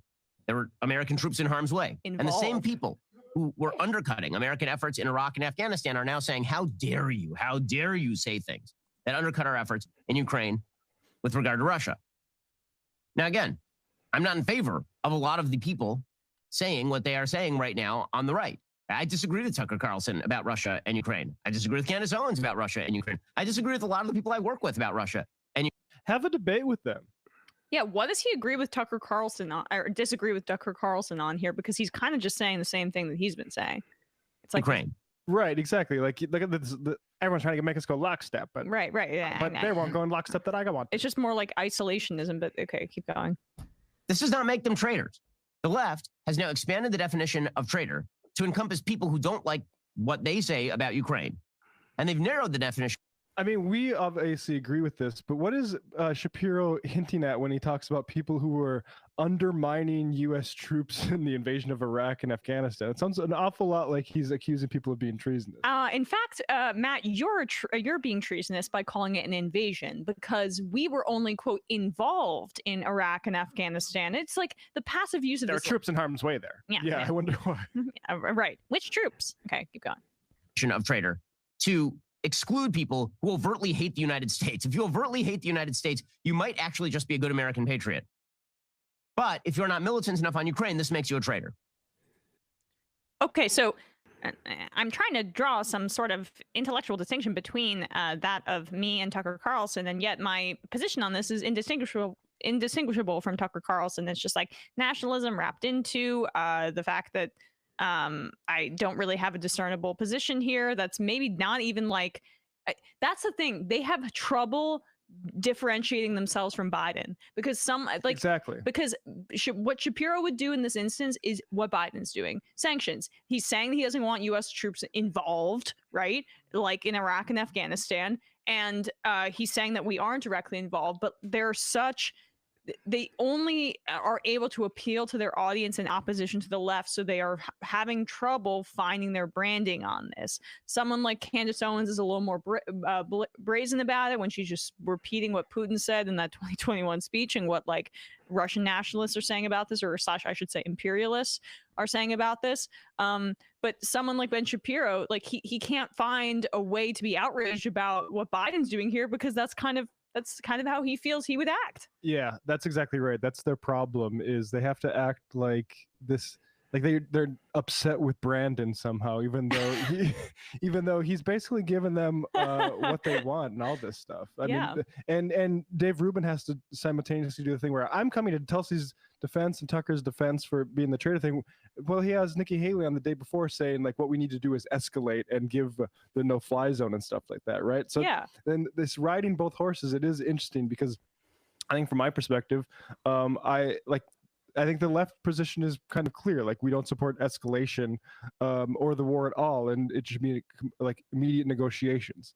That isn't something I think the right can say because that's too wussy. It's not good for their branding. Exactly. And they know that someone like Nikki Haley, her response, or someone like John Kennedy, who we played earlier in the show, or Senator Kennedy, is his first name John? Yeah. Okay, it's confusing. Weird, huh? Yeah, their hawkishness is very appealing to DC and wanting to escalate, and very appealing to the power brokers there, but to their audience and to the broader public, nobody wants U.S. troops on the ground or escalation with Russia. There's a broad understanding that that would be very bad, and we're still living in the wake of the Iraq and Afghanistan wars, or our involvement in them, as Shapiro would say. So there's a knowledge base and there's a muscle memory about how traumatic and horrific war is. Trump got an applause line at a Republican primary debate, saying the Iraq war was a big fat mistake. Yes. And so like they have to have some sort of anti-war sentiment. Yeah, exactly. Like, and that's sort of the thing where it's like there are the people who just came in that MAGA wave, like Candace Owens, who like they will take that sort of like isolationist libertarian line, even if it comes down to like defending an invasion. Sorry, guys. Brandon, did you want to say something? Or Matt, can we hear you? Is my mic on? Do you hear me? Yes. There we go. Okay. So I was trying to say something before, and everyone in the YouTube chat is going, wait, we see Binder's lips moving, but nothing's coming out. Silence Binder. I've been canceled. Yeah, been sorry canceled. for Patreon. Sorry for Patreon.com/Matt Binder. I've been canceled. Everyone go there. Fund me immediately. 1,000 patrons right now. Cuomo said today that it's like a modern day stoning. Do you feel you were stoned for a minute there? Well, Matt is straight edge, so he has yeah. no context for that, I suppose. Right. Yep. All right. Well, if no one else has thoughts on Shapiro, we shall move to calls. I had a hard Go. time following. He has that sort of debate speak cadence where he kind of talks around the issue, but very quickly. And I've been watching a lot of Gilmore Girls recently, so he just reminds me of that like guy Paris starts dating in college at Yale. You know, the short one who's yes, like I know. he's I very know. like he's like that kind of like guy. But yeah, Doyle. I mean, yeah, Doyle. Who the actor, or rather the actor who plays him, very prolific writer in Hollywood. Wrote a lot of great movies, and I think maybe The Big Short actually too. But yeah, that tracks. Yeah. But anyway, yeah, no, I mean, I think that the Republicans and a lot of America, when it comes to the Iraq and Afghanistan war, carved out a niche position of like, you know, especially after like 2004, 2005, when people were finally allowed to start criticizing without losing their jobs, carved out this niche position that you can support the troops without supporting the war, that you can somehow like, you know, support the continued aggression in the Middle East with, you know, through the vehicle of the human cost or the human actors who are in there, Gesundheit, Matt. And, you know, now that we're at the brink and the precipice of like the idea that some people want us to endanger troops again, you know, you have to square that circle. And a lot of people aren't really, you know, actually about the idea of going over the fight Russia for Ukraine, a country that most people in America who are now outraged of hadn't given a second thought to like 2 weeks ago. You know, it's just another political like landscape for people to start carving out positions on. But Ben Shapiro seems to be like the least articulate. How dare you say that about me? Articulation is known as the ability to speak at a certain rate per minute. It's hard. Words per minute. It's hard. You know, when you got to keep it above 100. That's the only way that you can be the ultimate debate bro. I'm looking at this. I'm looking at this sound sheet. I'm actually a little bit distracted because I'm viewing the date. It's 2022, right? And I'm looking at the sound sheet, and I see Pat Robertson's name, and something's not computing there for me. Well, with that said, very smooth transition. Let's get into that. I, for one, am thrilled to have Pat Robertson back in our lives.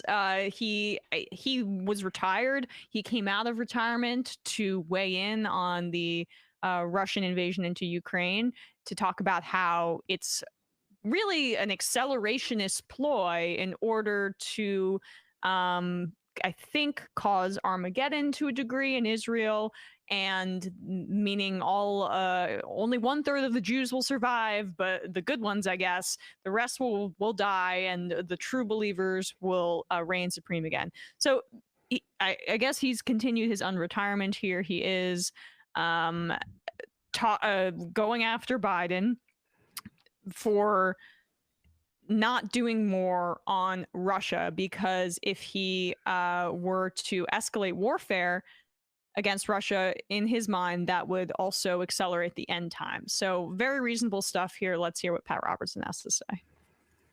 We have the firepower to wipe out every Russian city, just one Trident submarine. And of course, we're not using it and have no intention of using it. But why doesn't somebody in the administration call Putin's bluff? He's bluffing. And every time he says, well, if you do that, we're going to escalate. Oh, no, you're not, old buddy. We're going to do you if you try to do us, and we'll make it worse, and you know it. Putin knows we're powerful. He doesn't have much of an army. He doesn't have much of an economy. It's a tiny economy, and he's playing a bluff. But unfortunately, we have a man in charge in Washington who doesn't like to stand up to bluffs. He folds his winning hand every single time. How does he know it's a bluff? Oh, I know, because Jesus told me in my sleep. I sleep very often these days. three to 4 naps a day until it's the longest nap of my life. Like, I mean, dude, it's Again, like, I just can't stand how we go into like card metaphors. Like, yeah, bluffing, it's a game, right? Like, what happens when you bluff in like Texas Hold'em is eventually you show your cards and be like, oh, I guess you take my chips. What is that in this situation.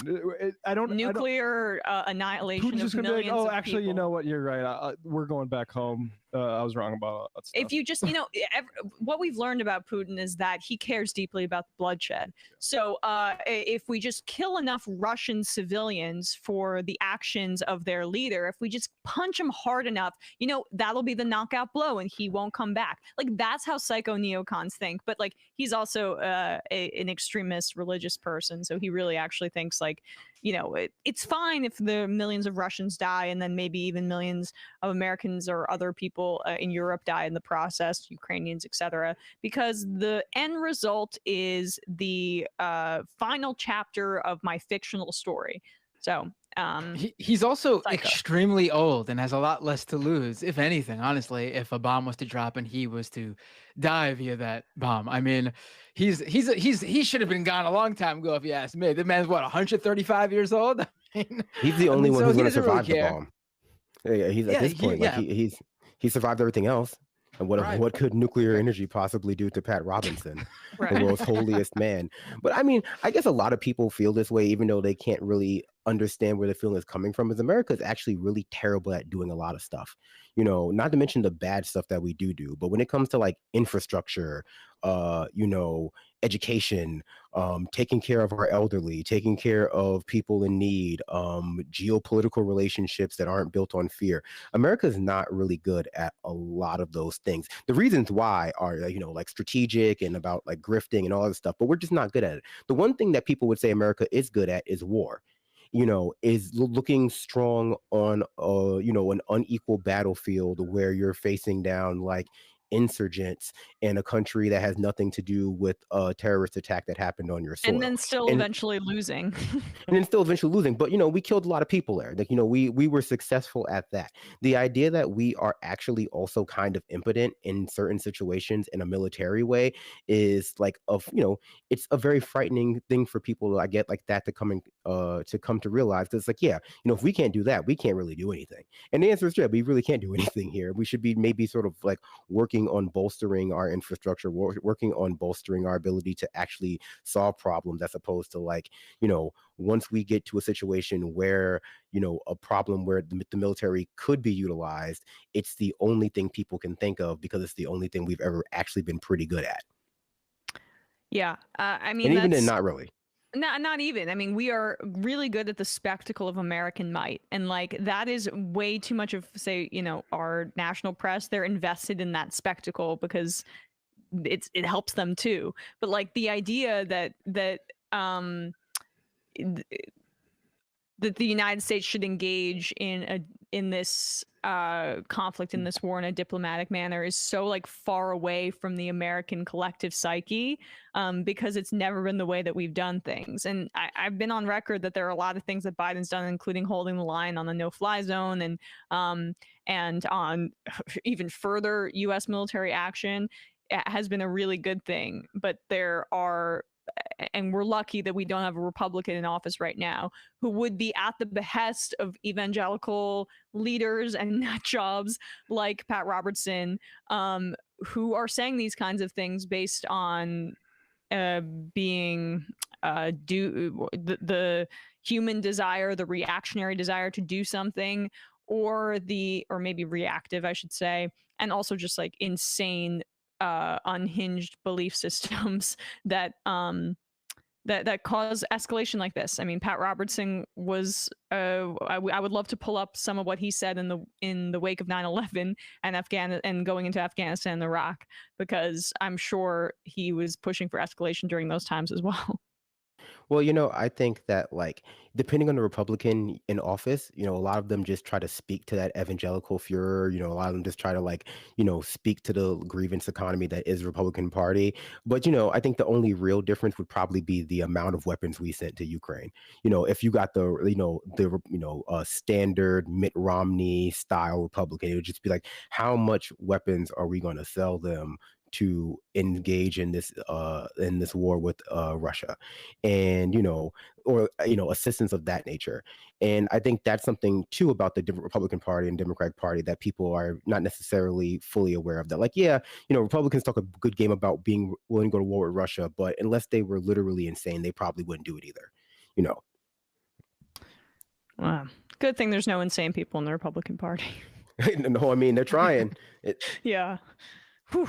All right, let's take a few calls and then we'll get to I'm glad you pulled this up because I want to do this clip later, the McEnany Harris Faulkner thing. All right, let's take a call. Calling from a 212 number. Who's this? Where are you calling from? 212. We have 212. We're not seeing 212. Let's hope it's not us. Not seeing a signal from 212. Okay. Calling from a 360 number. 360. Hello? Hello. Thankfully, it is not us. 360, who's this? Where are you calling from? Hi, my name is Justin. I'm calling from Seattle area. Justin from Seattle. What's on your mind? Wow, I was not expecting to be called on. It's all good. It's like being back in class all over again. It actually is. Mark Twain, Huckleberry Finn, Chapter 7. Did you do the reading or not, Justin?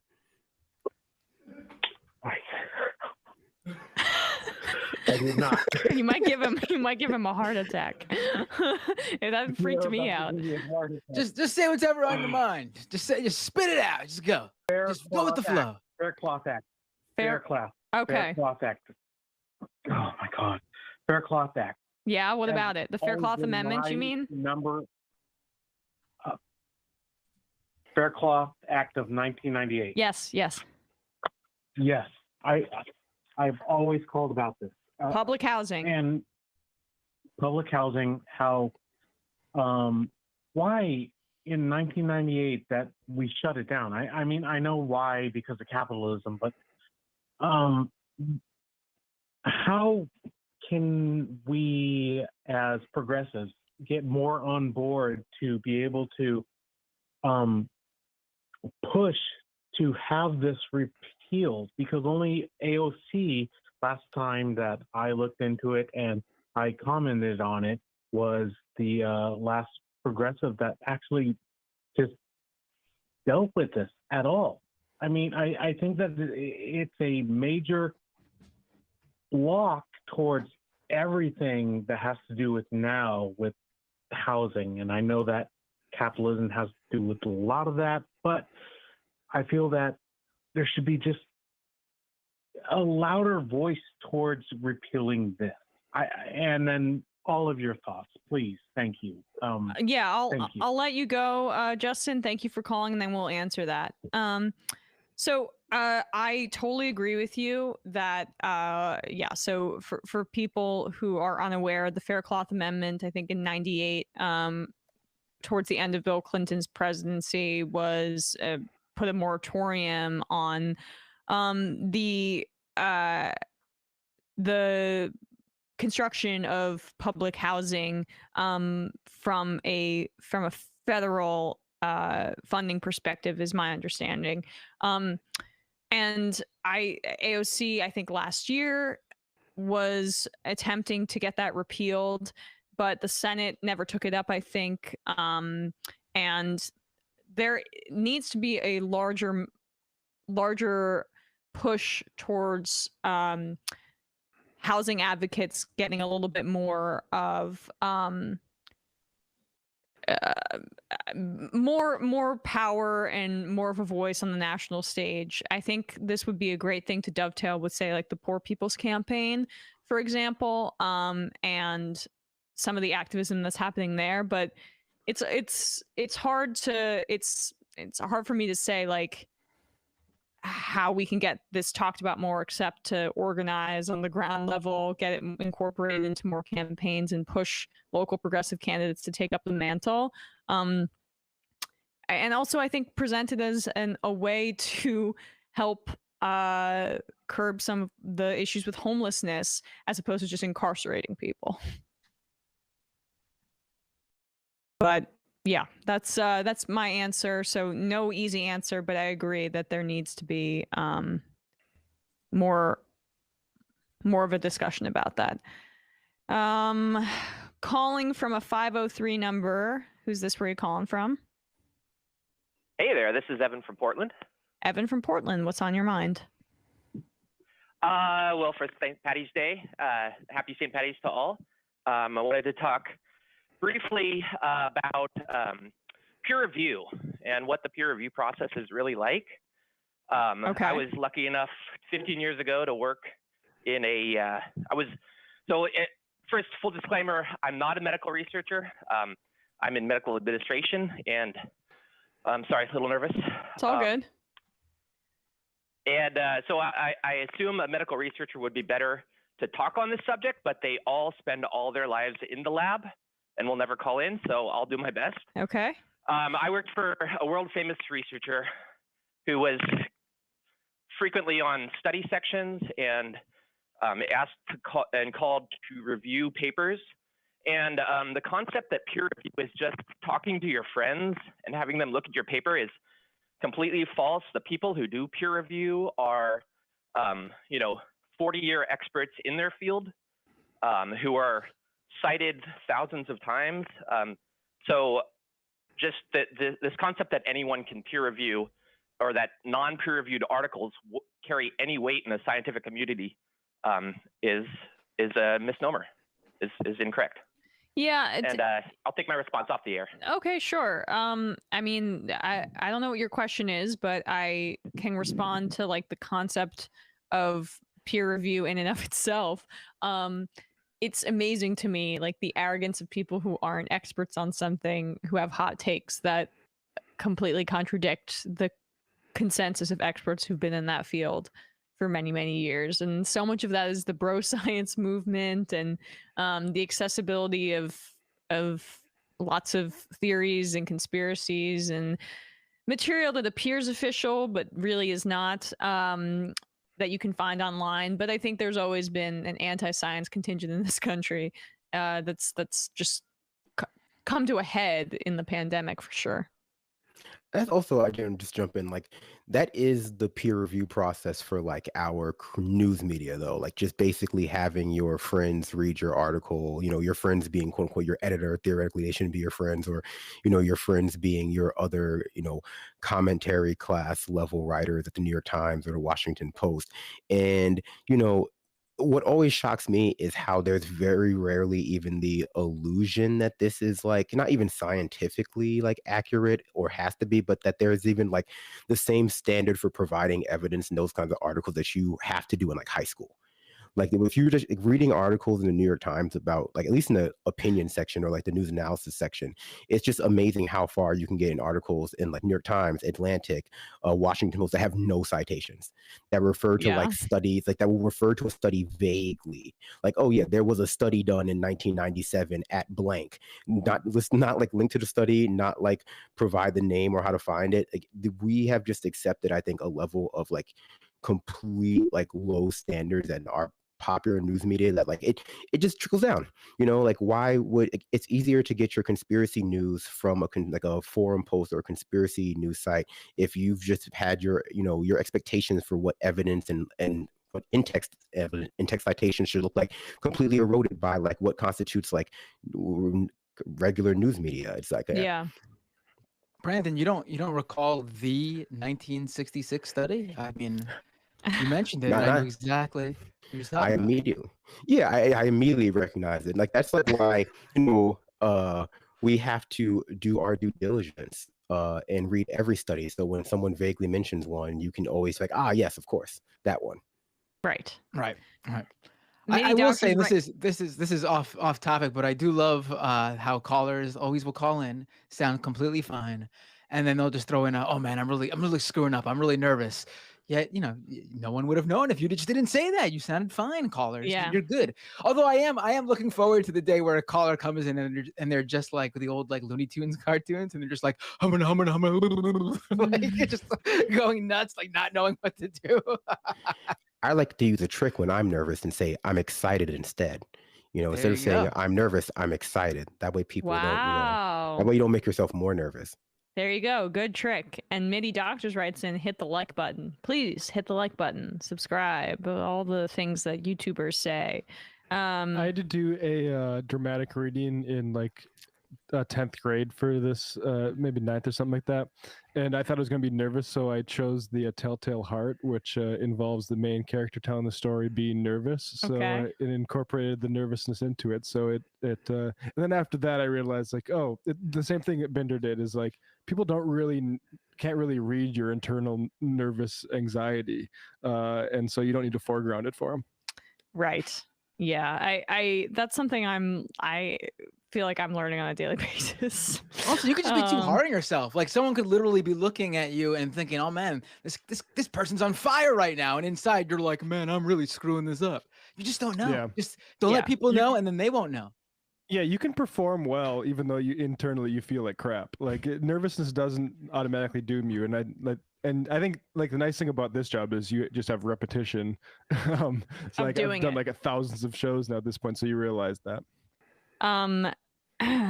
Connor from Seattle. I recently watched an old documentary from Barbara Kopel called Harlan County, USA. Everything that yesterday's guest was saying feels like it's encapsulated in this film that intimately depicts the struggles of striking coal miners in Kentucky throughout the 1970s. It shows just how hard they have to fight for decent working conditions and the heavy sacrifice they end up having to make. You see how monumental the challenge is going up against a massive corporation that doesn't give a damn about you.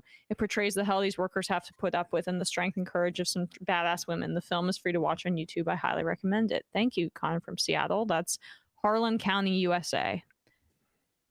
Really cool. Promise me you'll play the new Michael video for St. Paddy's Day. Yes, well, I think that's what we did play. Eddie Munster. I'm down to hear it again. I effing love this song. We almost played the intro into the fun half again. Audio. Okay, we fixed it, guys. Have you read my email? If you have to defend yourself by crying about guilt by association simply for talking at someone's conference, then maybe you should look at yourself in the mirror. If people ask you questions about speaking at the Majority Report conference and taking pictures with Emma or Sam, to use you folks as an example, there would be no shame in acknowledging you're politically aligned with these people. Exactly. Can you imagine someone being like, I did look up Sam after I was on the live show with him? Yeah, right. Would you still go on like, look, don't do this to us where you try to do this guilt by association. I looked up Sam after I was on a conference with him. Depressed Leprechaun. Happy St. Patrick's Day, Emma and MR crew. While I understand the argument, not necessarily agree that superpowers such as Russia and US have security concerns within their sphere of influence, I have to admit that the most notorious exploiter of these kinds of arguments has always been Israel. Sam made this point before the show yesterday. Yes. For example, Israel demands any future Palestinian state be demilitarized for, quote, security concerns. Gaza can't control its border and airspace due to security reasons. Lebanon and Syria can't have modern defense systems based on security concerns and maintain Israel's air superiority. All neighboring countries can't have nuclear energy for civilian purposes due to security concerns. In fact, Israel's destroyed suspected and not even finished reactors of Iraq in 1981 and Syria in 2007, and may very well attack Iran despite having its own nuclear weapons program. Yeah, I mean, great points. And that's also how they justify like the complete exponentially larger increase in deaths that they cause by their own defense force versus the terrorists in Palestine. So great. Thank you very much.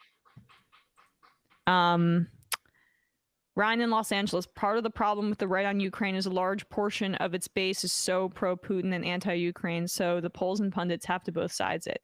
Yeah, I don't know how big that base is and how fervently they view it. And I think the polling, I think that the sudden shift from Republican politicians, including like Republican influencers, if you will, like Tucker Carlson, indicates that. Right. I think, I don't think I don't know.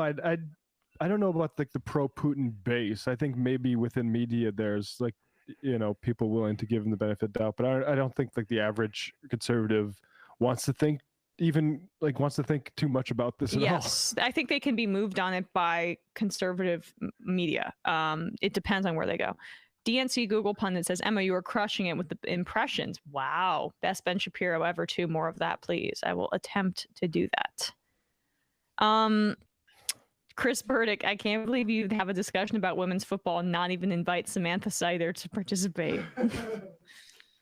Yeah, Samantha's off with Darlene Rudin. They're having an affair. CT somewhere. Yeah, exactly. All right, let's do this Harris Faulkner thing. Where do I have? Okay. So Harris Faulkner of Fox News and Kayleigh McEnany, also now of Fox News, were speaking about Biden allegedly showing up around 90 minutes late to Zelensky's congressional address. It's interesting to me that McEnany is suddenly very concerned about Ukraine getting their aid on time. Less concerned when she was in the Trump administration, but here they are criticizing Biden, and let's see if we can find how many different points of hypocrisy we can identify here. And so what's happening in country, in Russia, and the war on Ukraine, they're connected, certainly. Kayleigh. Yeah, I mean, to Ari's point, I think this is a great illustration of how some sanctions are by and large meaningless. So it makes you ask the question, why did President Biden delay these sanctions for so long? Pause it. I mean, Pause delay it. Seems Again, the insane, or this is hypocrisy point one that I hinted at, the insane gall of her to talk about the delay of some sort of financial action by the United States as it relates to Ukraine when her president was impeached for delaying aid and holding it over Ukraine's head so that they would investigate Joe Biden. That should not be lost on you, but continue. to be the modus operandi of this administration. Case in point, we're an hour and a half from the time at which the speech responding to Zelensky was supposed to happen. Delay in response, delay in sanctions, delay in sending the MiGs, delay in everything. And it just delay in makes you aid? wonder, why we're supposed to be the leaders on the world stage. Yeah, I don't think you can put a fine enough point on that. You had a man in a war zone. I mean, he's in a bunker most of the time, trying to survive. He's asked his people to stay behind, the men to drop their families off at borders and come back and fight. And our president rolls 90 minutes late, like a baller on vacation. And I hope you're right. I hope when he walks into the room, he has all these things. Emily had a whole list of things that she wants the president to do. We've got commercial, though, so we can't go into it, but it was a baller on vacation. Just like a baller on vacation. It's hard to figure out what undertones she's trying to hit on. It's really hard.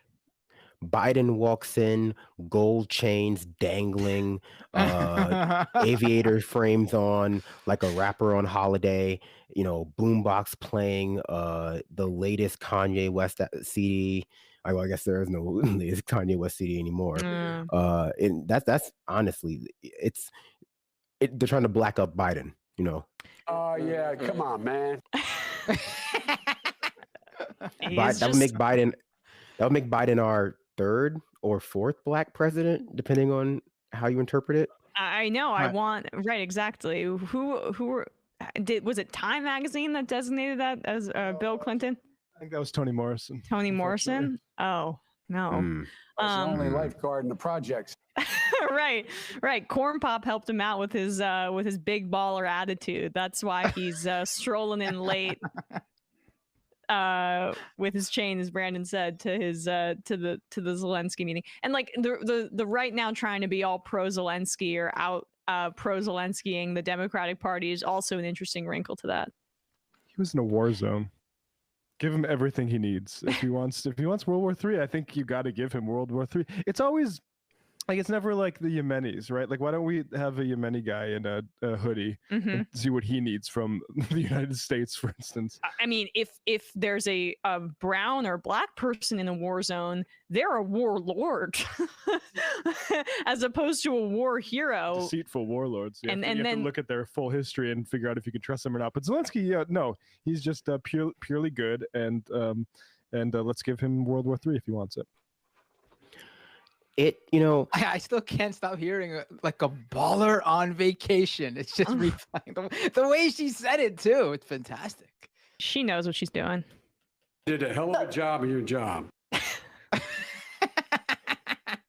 It's just funny, like the different levels of collective amnesia, like that define our media, like culture. Like you just, I guess, it's just random outlets pick a certain point in time that they are going to start like remembering from. And if you're not, you know, Biden becoming president is now like the new standard for Fox News. Like you can only go back so far.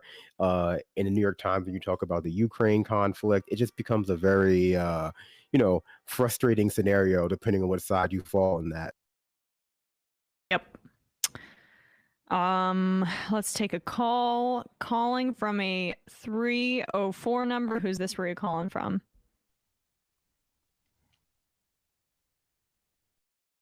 304. 304. 304. I hope this is Can you hear Pat me? Robinson trying to get through. Oh, there we Yeah. go. All right, awesome. Hey, this is Ren. I called in about a week and a half ago, drawing attention to the situation in Texas. Have you guys heard about House Bill 675, which was proposed and ended up dying at the Senate in Idaho? Or Sorry, can you say it again? basically, I just wanted to bring attention to a bunch of the other really fucked up anti-trans legislation that's being proposed and trying to get pushed through legislatures across the country. The situation in Alabama, and different states. And I wanted to take a little bit of a moment of celebration that HB 675 ended up getting struck down in Idaho. But like the Alabama law in particular is absolutely insane because it prohibits anyone under 20, I think, from being able to receive health care in the state. It's freaking insane. And it makes it a felony too, of course. Of course. Yeah, I don't know. It's like, it's crazy because like, I'm like, holy shit, that would affect me. Like people that are like 18 and 19 and like living on their own, not a damn thing to do with their parents, living as adults. And the state's just like, no, you do not have bodily autonomy. Yeah, it's really, really messed up. So, I mean, there's a lot of attention being put on the Texas law. Makes a lot of sense, but like where Texas leads, not to do a Gilmore Girls reference here, Brandon, but where Texas leads, Republicans will follow, and there's going to be copycat legislation throughout the country to a degree, I think. Yeah, I'm just waiting for someone to try to propose something like this in my home state of West Virginia, because like Idaho is extremely conservative, but West Virginia is right up there, and I think they might get something through if they propose something in West Virginia. The only thing that would be the saving grace for that would be that West Virginia has like the highest rate of trans teens in the country and has for like a long time. Do you think that Jim Justice would be behind that? I mean, he's a ghoul, but I mean, I'm his niece, so I'd hope that I would be able to like write an email and say, hey, remember me from the wedding, just so you know you're fucking over your blood. But well, that's good to know. I'm hoping to leverage that so I can get my birth certificate changed in that godforsaken state. But, Jesus. Well, I mean, let's I hope that your uncle can do right by you. That's pretty insane. Yeah. I was also like, not a lot of time for this. You guys can respond to this or not, but I was going to say that it's really interesting to see like the effect on polling that leftists are having. I think that it's like a solid, at least like 5, 6 to 10%, a swing of like people who disapprove of Biden, but would not touch Republicans with a 40-foot pole. And I think it's really interesting, like how that's going to affect models and projections and like, I don't know, how people are going to respond to that. Yeah.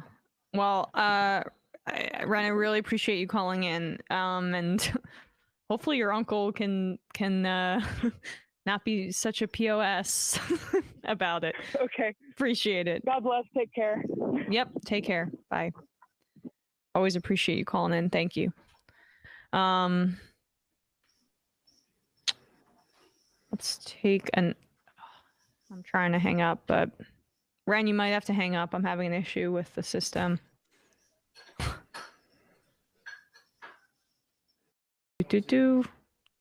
All right.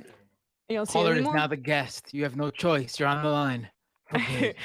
Okay, it's still on for me, but DNC Google Pundit, like a baller on vacation needs to be a sound drop. I know, right? I want to be a baller on vacation. Spy Trans, Biden runs on baller time. Yeah.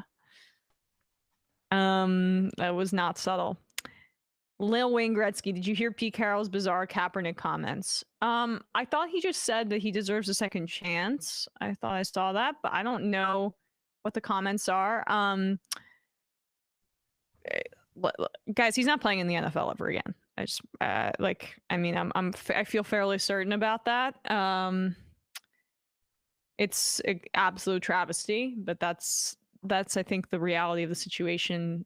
Maybe 5 years since his protest, something around that. So yeah, it turns out like there's a finite window. I mean, just think. I that underscores why it was so it's brave. so awful. Yeah, because you don't have a whole lifetime to play football. You have a brief athletic peak, and they ruined it for him. And especially with quarterback, like the offenses are so intricate and complex, and it's really catching lightning in a bottle to have success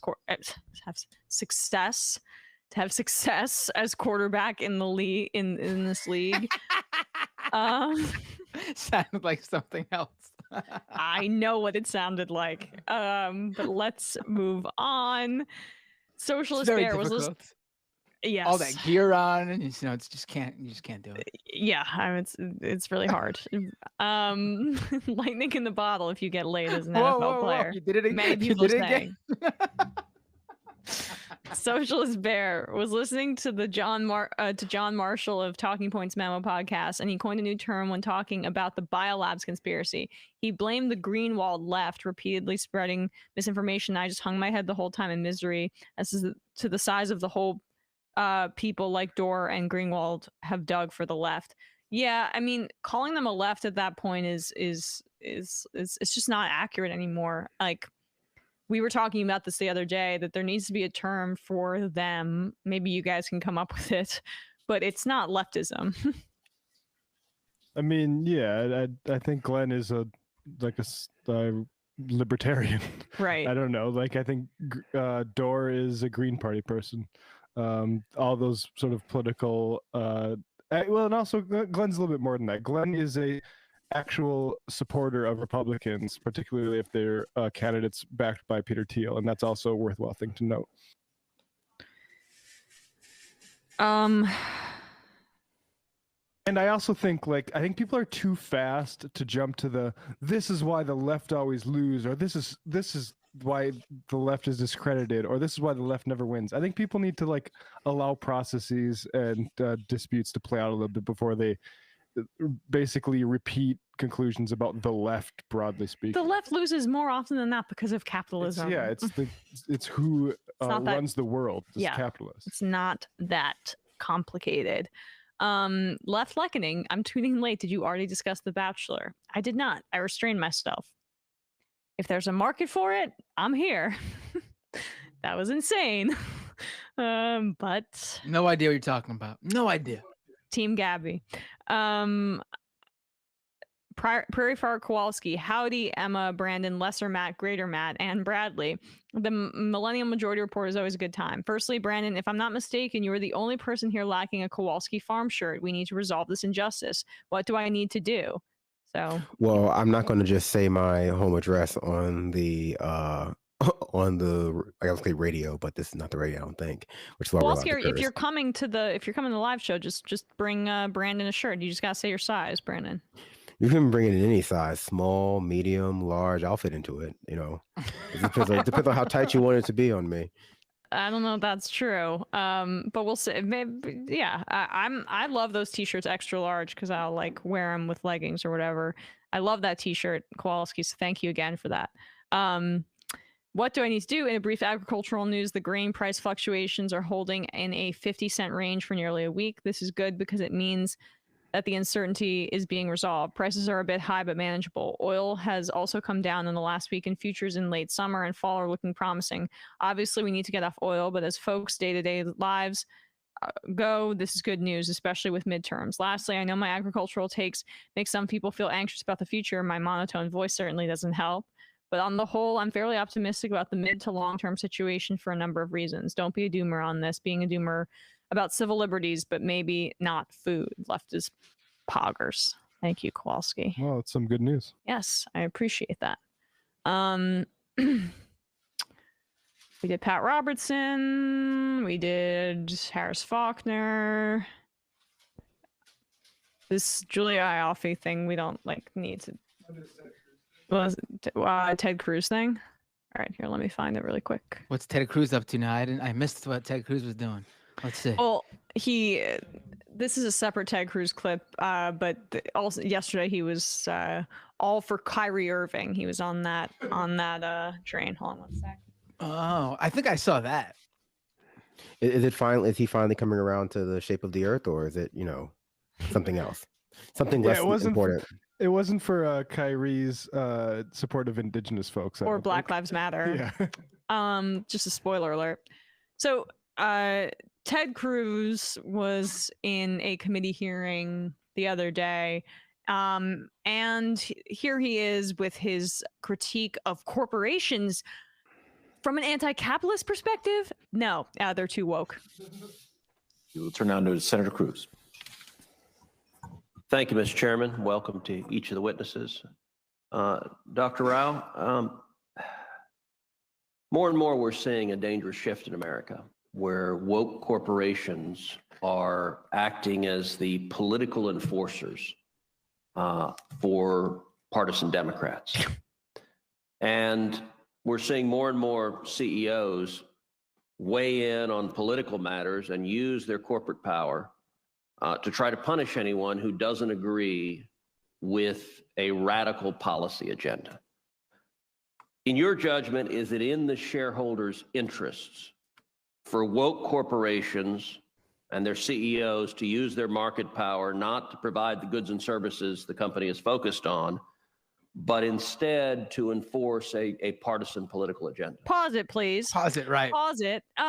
So Ted Cruz had zero issue with these corporations exercising their leverage and their market capabilities, being political enforcers on behalf of capital, on behalf of the wealthy, which is exactly how they exert their power 99.99999% of the time. Or even things like keeping gay people from marrying. Yeah, interesting, because Disney only just reversed its policy on donating to politicians in Florida on the state level in the wake of this anti-gay, don't say gay bill that is being pushed through the Florida state Congress. So that's they were even reluctant to stop using their market power in that instance. So I think that evens out the wokeness, wouldn't you say? The thing is, though, this is a labor issue because you have people. So what's going on with Disney is, Brad, the cut to. Yeah. The previous Disney CEO was more active in these sort of social justice things, and the new one has been cool about it, as DeSantis and all these people are doing this extreme anti-gay stuff. That is not a good way to keep your employees happy. For instance, that's a Pixar, and they are extremely upset by the that's a great use of your power as workers to try to use these hold these people accountable. And so that's what Ted is complaining about. It's not the woke CEOs. It's these CEOs that have to respond to their demands of their workers, or their workers are going to get really unhappy. And Disney can't afford to lose a thing like Pixar going into the future. Oh, something no. like streaming. And so I think, and that's these things are always like portrayed as if it's like some woke CEO trying to do like nefarious pro-Democrat stuff to you. This is about workers.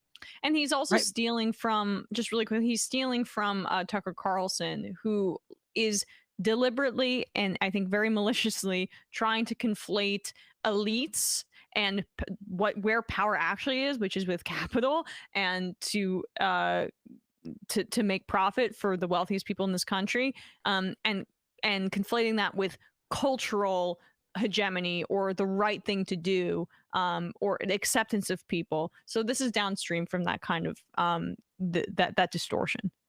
Right, and to answer his Well, I think question this about is like, is this a classic case of what we call in economics a principal agent problem?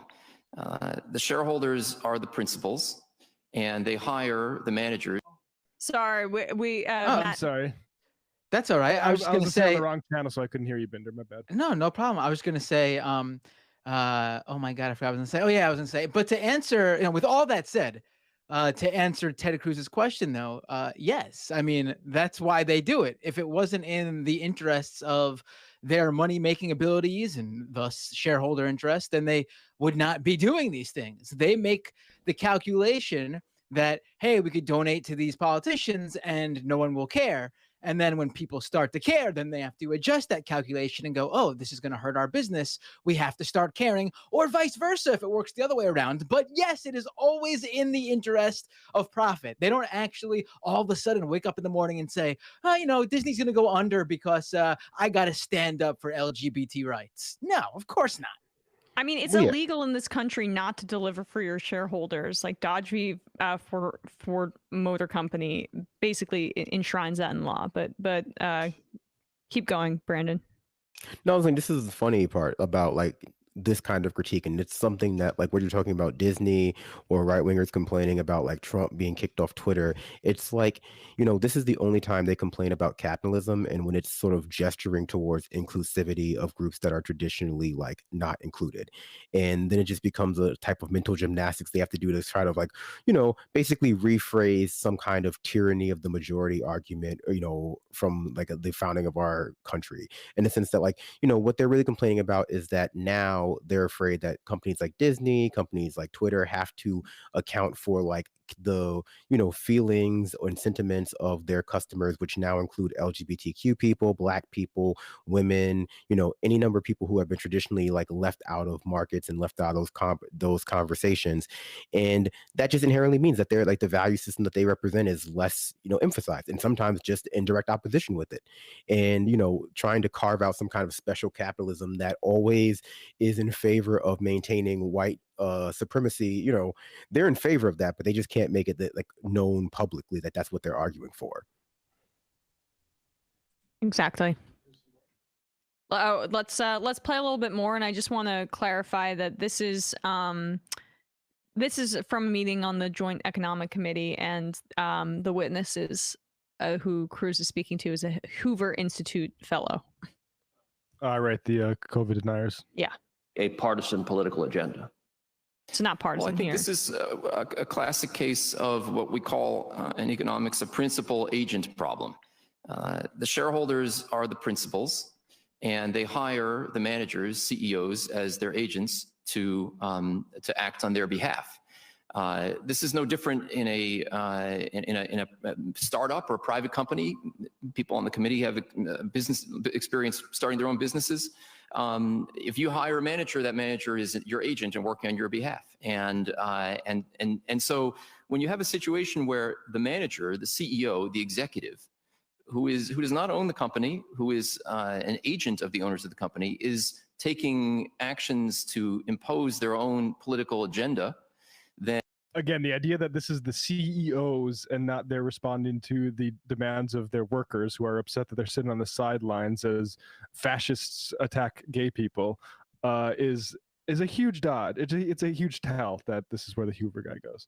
Just a little bit more here. Impose their own political agenda, then I think that is a major failure of governance and a major failure of accountability. And I think that is actually quite a dangerous thing. Quite. So I would recommend that if those principals, as they call it in America, they principals, I think, in my opinion, I'd like to make those the workers, but I guess it's the people who own the company and can hire the CEOs. Fire the CEO and put an anti-woke one in there and see what happens to Pixar. See what happens to the rest of your labor force. See how they weather that. And the answer is that you can't do that because it would cause a rebellion. Yep. Let's do another clip here because I don't think we got to this Charlie Kirk video the other day. 14. Ooh, Charlie Kirk. Yeah, Charlie Always enjoy a Kirk. Charlie Kirk video. They always bring something especially stupid or special. Here he is, yeah, and sweaty and big America hat, but not this time. Charlie Kirk is here speaking with Eric Metaxas, and theocrat, yeah, Eric Metaxas, and here he is making a claim about his position on who was a better president in between George W. Bush and Bill Clinton. You might be shocked to hear what he has to say, and also it's pretty telling about at least one of these guys. This is a funny conversation. As I said earlier, I'm hopeful because I think that even though this is painful, I think a lot of people are waking up and they're going, you know what? I now have enough evidence to think these things. I didn't want to think these things. I didn't want to think that there was a one-party system and that George W. Bush wasn't that different from Bill Clinton. I just didn't want to believe that. No, they're basically identical except for a couple tax policy issues. Except W didn't marry Hillary. Yeah, I mean, it's super controversial when I say this, but Bill Clinton was actually probably a better president than George W. Bush. Well, it's not that controversial with outside Supreme Court picks, then he was better with smart people like me. No, I mean, like he balanced the budget, right? Well, I mean, look, there's this little thing called the internet and the end of the Soviet Union, which kind of helped him. The piece you know me, I'm not giving credit to Clinton. Internet, right. But George W. Bush gave us Medicare Part D. He massively expanded the deficit. He gave us the TSA, Department of Homeland Security. 9/11 happened on his watch because of relaxed immigration policies. And didn't he get us into a war in Iraq? I'm trying to remember. Yeah, he did. And not only a war, but an unnecessary war. And this is what really bothers me. This is a super thought crime, and I'll leave you with this, is that people are like, oh, yeah, it's bad that Russia's invading Ukraine. You're right. Big countries shouldn't invade sovereign countries. Wait. I'm sorry. Yeah. Look at that. I know. That's actually, here we go. Some decent takes by Charlie Kirk, at least on sovereignty there. Although, are these guys just becoming centrist Democrats? Some of them, pretty much. But Metaxas has to be a complete sexist and like throw in the at least he didn't marry Hillary, right? Like Laura, way cooler, way hotter. Like, no, Barbara's his mom, yeah. Right. So I like that. That's also just what this says to me is this is such a condemnation of what the Democratic Party became under Clinton. Like, so I didn't get to an IMer, but an IMer wrote in and said, honestly, is Biden the best president we've had since Reagan? That was the question. And like, that's a difficult question, I think, to answer because Biden is not even halfway through his first term yet, if he even has a second term. Yeah. But the bar is incredibly low. It's definitely not Bill Clinton. I mean, that's the thing is like, it's not Bill Clinton. Could, I think, split hairs between Obama and Biden about certain things. We'll see how Biden finishes his term. Like Obama, you could emphasize things like the Iran deal, for instance, and like those sorts of initiatives. And Cuba opening up. And it previously used to be that he would even mention Obamacare, but I don't even feel like mentioning that anymore. Right. But it's not a high bar, I guess, is the answer. All right. This might be the contrarian streak in me, but just hearing him say that, it automatically makes me think that Bill Clinton is a worse president than George W. Bush. I can't say, I have to give it a lot of thought. Although, of course, Clinton, helped bomb Yugoslavia. So I guess that's not really, his interpretation of like the Clinton presidency is not exactly fully one-to-one. But, I think what has to be emphasized that as a country, though, despite going back and forth between Republican and Democrat, we're just on a downward slope. Like we just continue to like lose rights, continue to have our infrastructure crumble, continue to have like just the I don't want to say the complete lack of, rather complete intransigence to our suffering by the government that quibbles back and forth between Republican and Democrat. And sometimes it's frustrating, not in this instance because it is kind of funny to think about, but it is frustrating when that just becomes the battleground for like where we are as a country. Like, is this president better than like the last one in a few ways, as opposed to like what is the overall trajectory of this country, not the GDP or like the stock market based. And what's interesting to me too is this project by right wingers, and we touched on it a little bit in terms of how they're a bit listless or they can't really find their footing on how to message Ukraine. There's a lot of revisionist history from conservative pundits who have plausible deniability because they weren't around during Iraq and Afghanistan about where they stand on this. And it reminds me a lot of what we're seeing with conservatives with MLK. The idea, like the complete depoliticizing of what that meant and where lines were drawn and who sided where. I mean, the entire, with very few exceptions, conservative movement was behind the invasion of Iraq and of Afghanistan. And now you have, Trump going up there pretending he was against it when he was basically just like, both for and against it in his various media appearances, and dunking on Jeb Bush during the Republican primary. Tucker Carlson's trying to like completely erase his history of that and brand himself as this isolationist.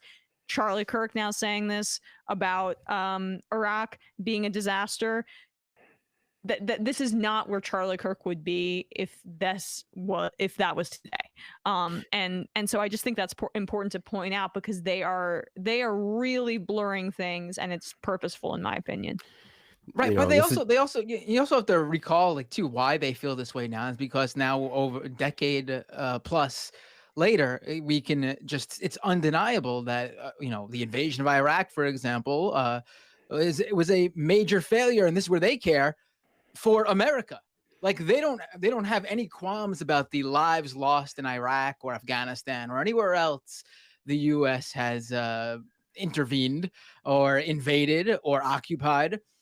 What they care about is how it affects the United States. And it is an indisputable fact that this country is worse on every level, thanks to, again, using the example, the invasion of Iraq.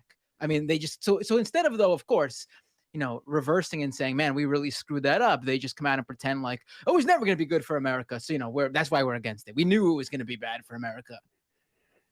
Yeah. It's dangerous because, like, we played this earlier in the show of Senator Kennedy, who was hawking, and saying how much more the United States military has to get involved. In fact, we're already at war with Russia, is what he was saying. So basically, it's a wash if we get more involved. No fly zone, boots on the ground, whatever. I mean, that part I'm extrapolating, but like, it's important to recognize where the real lunatics and hawks lie. And there's a lot of Republican hiding of the ball, conservative hiding of the ball of where the hawk's nest, the majority of them is, I guess. It's like I spoke like Yoda, but you know what I mean. And it's with the Republicans. And if we are ever in the situation again, it will be the Republicans and the conservatives, mostly banging the drum for war and more bloodshed. Let's take one more call.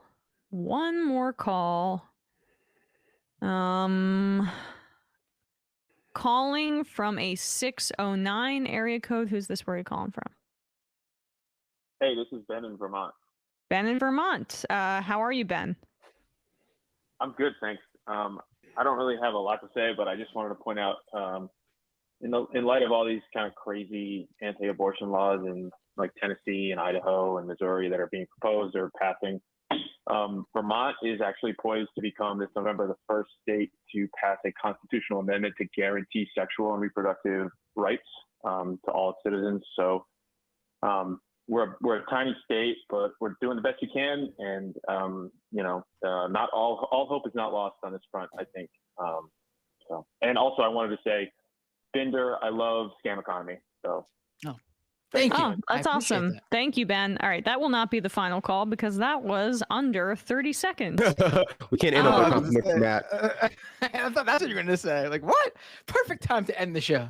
We cannot end on a compliment to Matt. That is not the way we do things here. Calling from a 212 number. Who's this? Where are you calling from? 212. I hear you breathing. It is you. Is this me? Yeah. Yes, sir.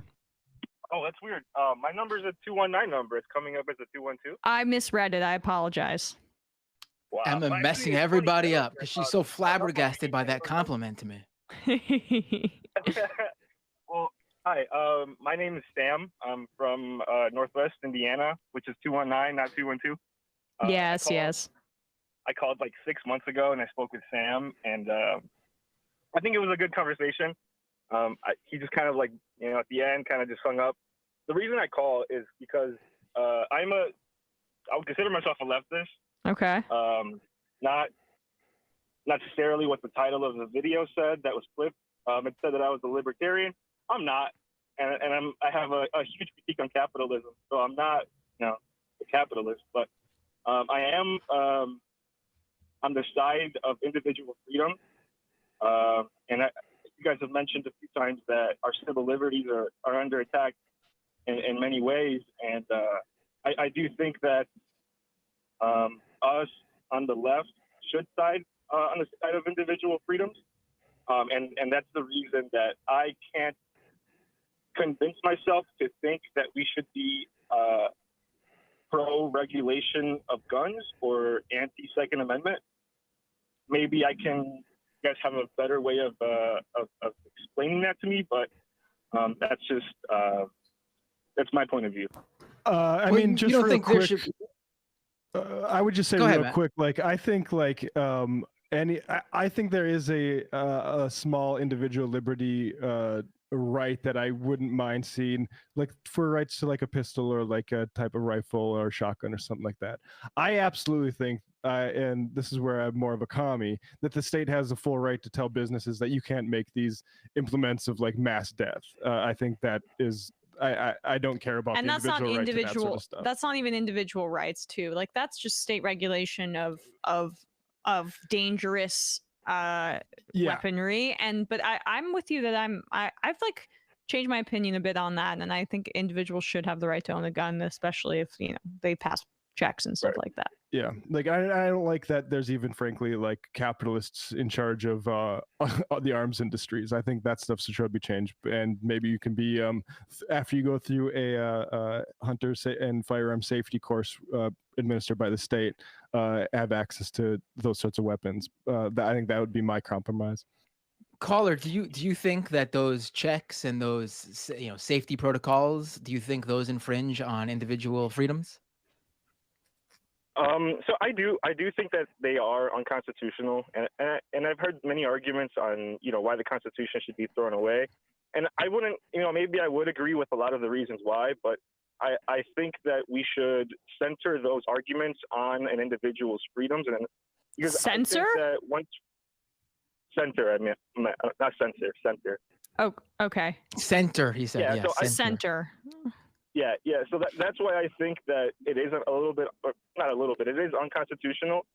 And I might have a conservative mindset. I don't think I do. I was on the right before in the past for religious purposes, and I've slowly started.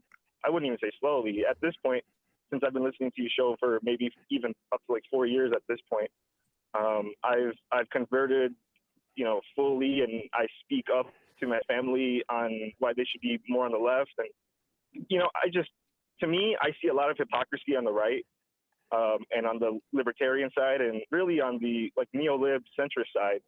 And I try to stay away from, personal epistemological hypocrisy. And that's why I can't convince myself to think that someone should be regulated on their right to own a weapon, or a gun, which is, our Second Amendment.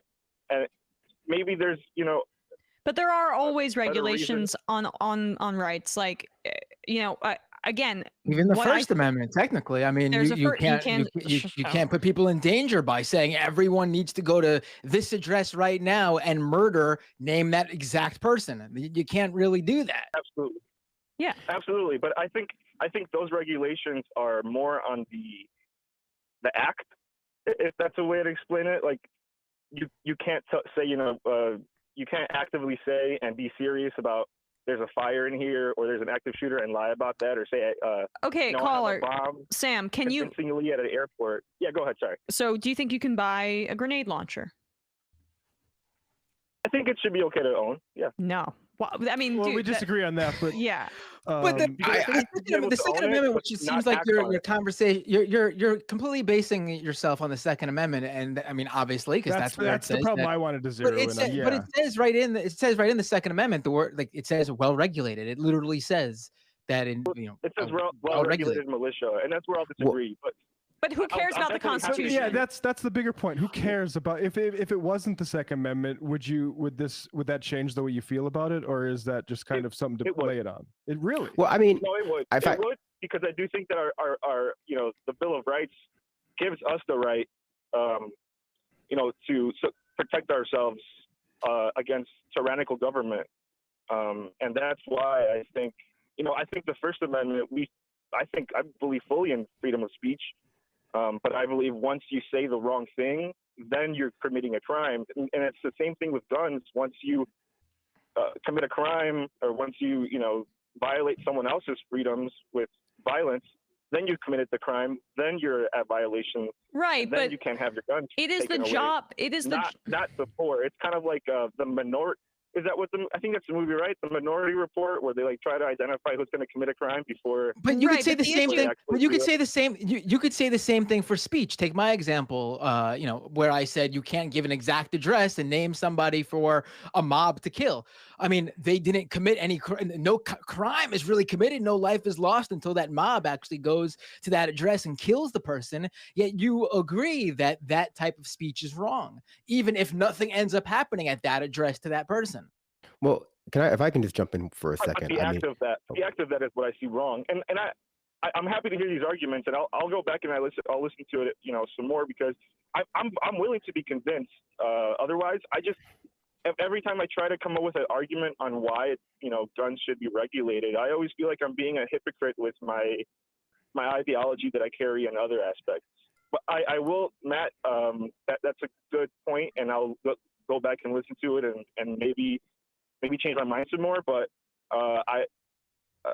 that's my main point. Yeah. All right, Sam, we're gonna hang up and then we'll respond, because we gotta wrap. This is the final call of the day. But I do, again, it's nice. It's good that you're thinking about these topics critically, and don't we may we called you a libertarian. Yeah, we didn't mean to call you a libertarian. Really appreciate it. Thank you. That's the worst insult you can give somebody. Thank you all. Left is best. Left is best.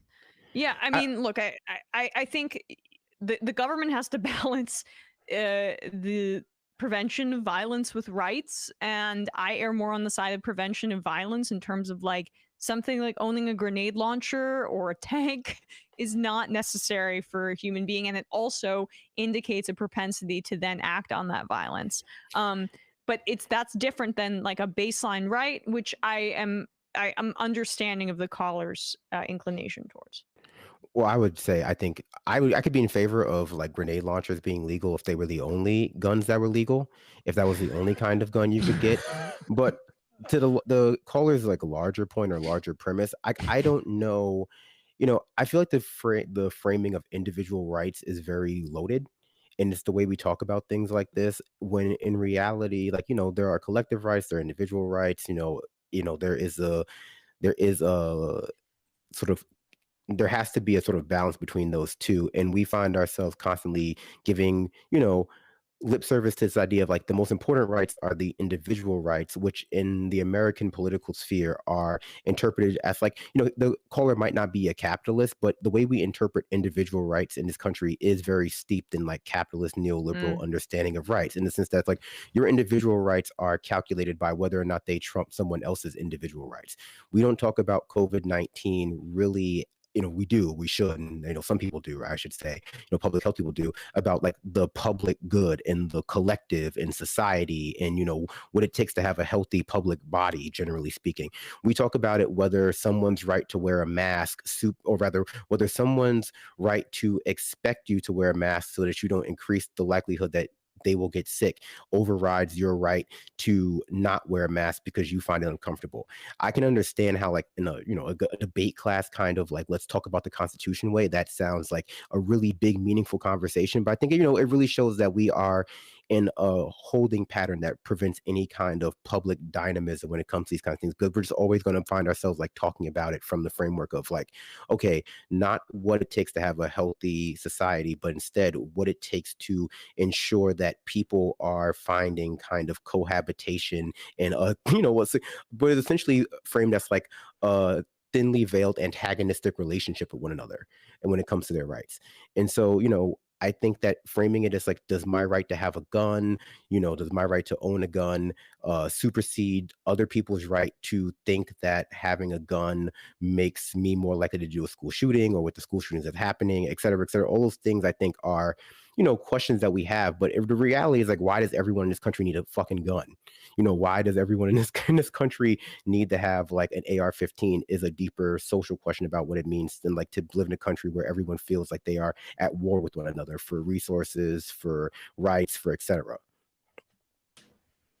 Yeah, I'm curious to know more about like if the founding fathers just didn't put the Second Amendment in there, he wouldn't have the same feeling towards guns. Is interesting to me because I'm personally like I think I resent the I understand like the right to bear arms sort of desire, regardless of whether like the founding fathers okayed it as as what he the said. Constitution sucks. It sucks. Yeah, exactly. Our Constitution sucks, dude. And every time you have any conversation about anything, even when you explain to people you're a communist or something, you think America sucks, they want to ask you about the First Amendment, which is not like to dig against the caller, but like every time we talk about like should people be allowed to just like lie on the radio or lie in like on in the New York Times op-ed section, it's like, well, what about the First Amendment, freedom of speech? Like, what about it?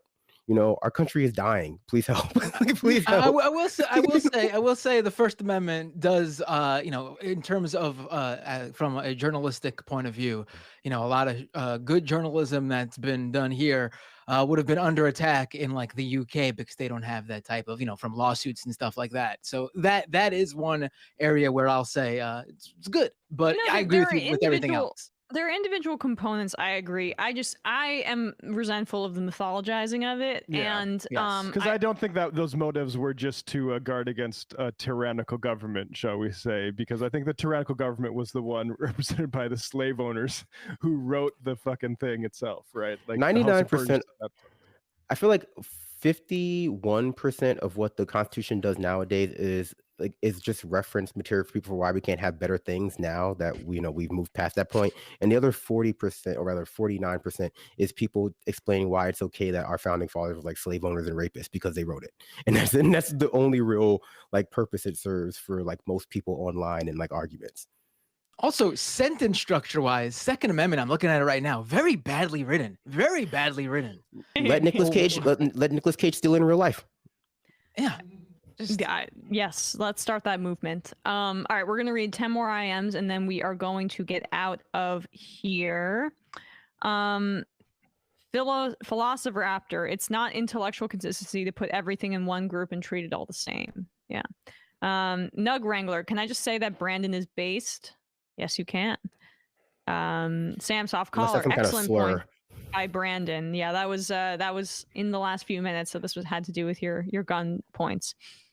Dr. Jackson Hinkle's son, PhD, as a Marxist living in a society growing continually more fascistic, I think that working people, especially those who regularly face oppression and violence, women, trans folks, and various ethnic and religious minorities need to be able to protect themselves. Sam's hanging Chad. Oh my God, Emma's Pat Robertson impression. Please, for the love of God, more of that. I hope I'm given an opportunity. I enjoy making fun of him. Cutie Pie from way back. Oh, geez. Hey guys, please guys. That call yesterday, caller, I'm sure you're a nice guy. Don't call in and call me. Like, what do you think that? All right. What do you think I'm gonna do if you call me a cutie pie? Like, do you think I'm gonna come through the screen and like shake your hand and tell you I love you? I mean, like that's like it just makes me uncomfortable. I lost the IM now. Oh, hey guys, I would love to take your take on these YouTube channels like James Freeman and Press NH Now, where they pretty aggressively confront police and film them and either purposefully or unknowingly infringing on their civil liberties. I find it cringy yet necessary. But they're usually white guys, and I can't help but wonder what would happen to them if they were POC. I don't know what you're referring to, but it sounds exactly like you're describing it. 5 more. Nightmare CBD rotation. If you're able to do a shofar, I would be incredibly thankful for one, or Matt's fofar. Tomorrow's my spouse Chris's 29th birthday. I don't think I'll be able to IM tomorrow on his birthday, but he has made my life better in every single day over the 10 years we've been together, and I can't imagine my life without him. Incidentally, I will also be starting a new job on Monday, so it's a dual purpose shofar request. Thank you all. Poopus? You've been on fire today, Emma. Do we have shofar? How about little Biden instead? We hold these truths to be self-evident. All men and women created by go. You know the thing. I forgot about that. Oh, amazing! God, I love that one. President Brandon. You know the thing. I can't believe that's still going on. Vacation right there. I can't believe the Let's Go Brandon thing is still going on. Like, they really only had one joke before that, and they really have two now. It's hilarious. I know. I've done some dumb things, and I'll do dumb things again. Wait, who's that? That's Biden? I think that's young old Biden. school Biden. Like, are they really? They're going with the stutter thing. That's why he sounds so different. They're still sticking with that. Yeah, it works. Okay. All right. 4 more. Mass baby. She was completely reframing it by calling it guilt by association. The accusation was the association itself. Yes, 100%.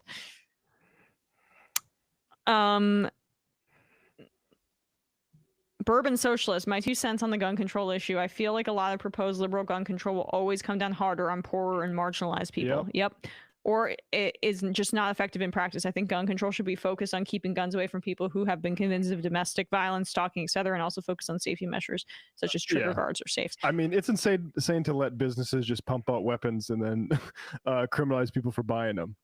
I'm also there's something that gives a bad taste in my mouth about like the liberal managerial element of it too. When Bloomberg talks about wanting to do gun control, I totally feel paranoid and want to stock up for like a coming technocratic assault on people's freedoms. I honestly I'm sorry, that might be lizard brain, but it's how I feel. Oh, sorry. I just accidentally dragged a video into my screen. Okay, 3 more. Agrarian justice is common sense. Sorry for double naming Matt and failing to name Brandon. All right, I don't know if I even read your initial IM. I apologize. Jack. God, I gotta get used to that now. Jen Hexer, why does someone's right to carry a gun supersede my right not to get shot by somebody with a gun? Hear that? And the final IM of the day. Rob from Dedham, reporting live from Boston today, where the donkeys are abundant. Nobody uses a blinka. You have to bang a Yui to get the packy, and everybody is attempting to cook some corned beef. Happy St. Patty's Day to all those who celebrate. Godspeed. Enjoy your soda bread. All right, folks. Brandon, Matt ×2, Bradley, thank you guys so much. Always a pleasure. And audience, appreciate you all. Peace. Peace. See you tomorrow. It might take all the strength I got to get to where I want, but I know somehow I'm gonna get there. I wasn't looking when I just got caught between the truth and the lie bar, but finding out won't make me feel any better. Yeah, I know the clock is ticking, but the meds are gonna kick in, and my pilot light shining bright. I get somewhere the choice was made, for the option where you don't get paid, for the road that bends before it finally breaks you. I guess somehow I lost my drive between the 101 and the 5. Do you know how far the detour takes you? Yeah.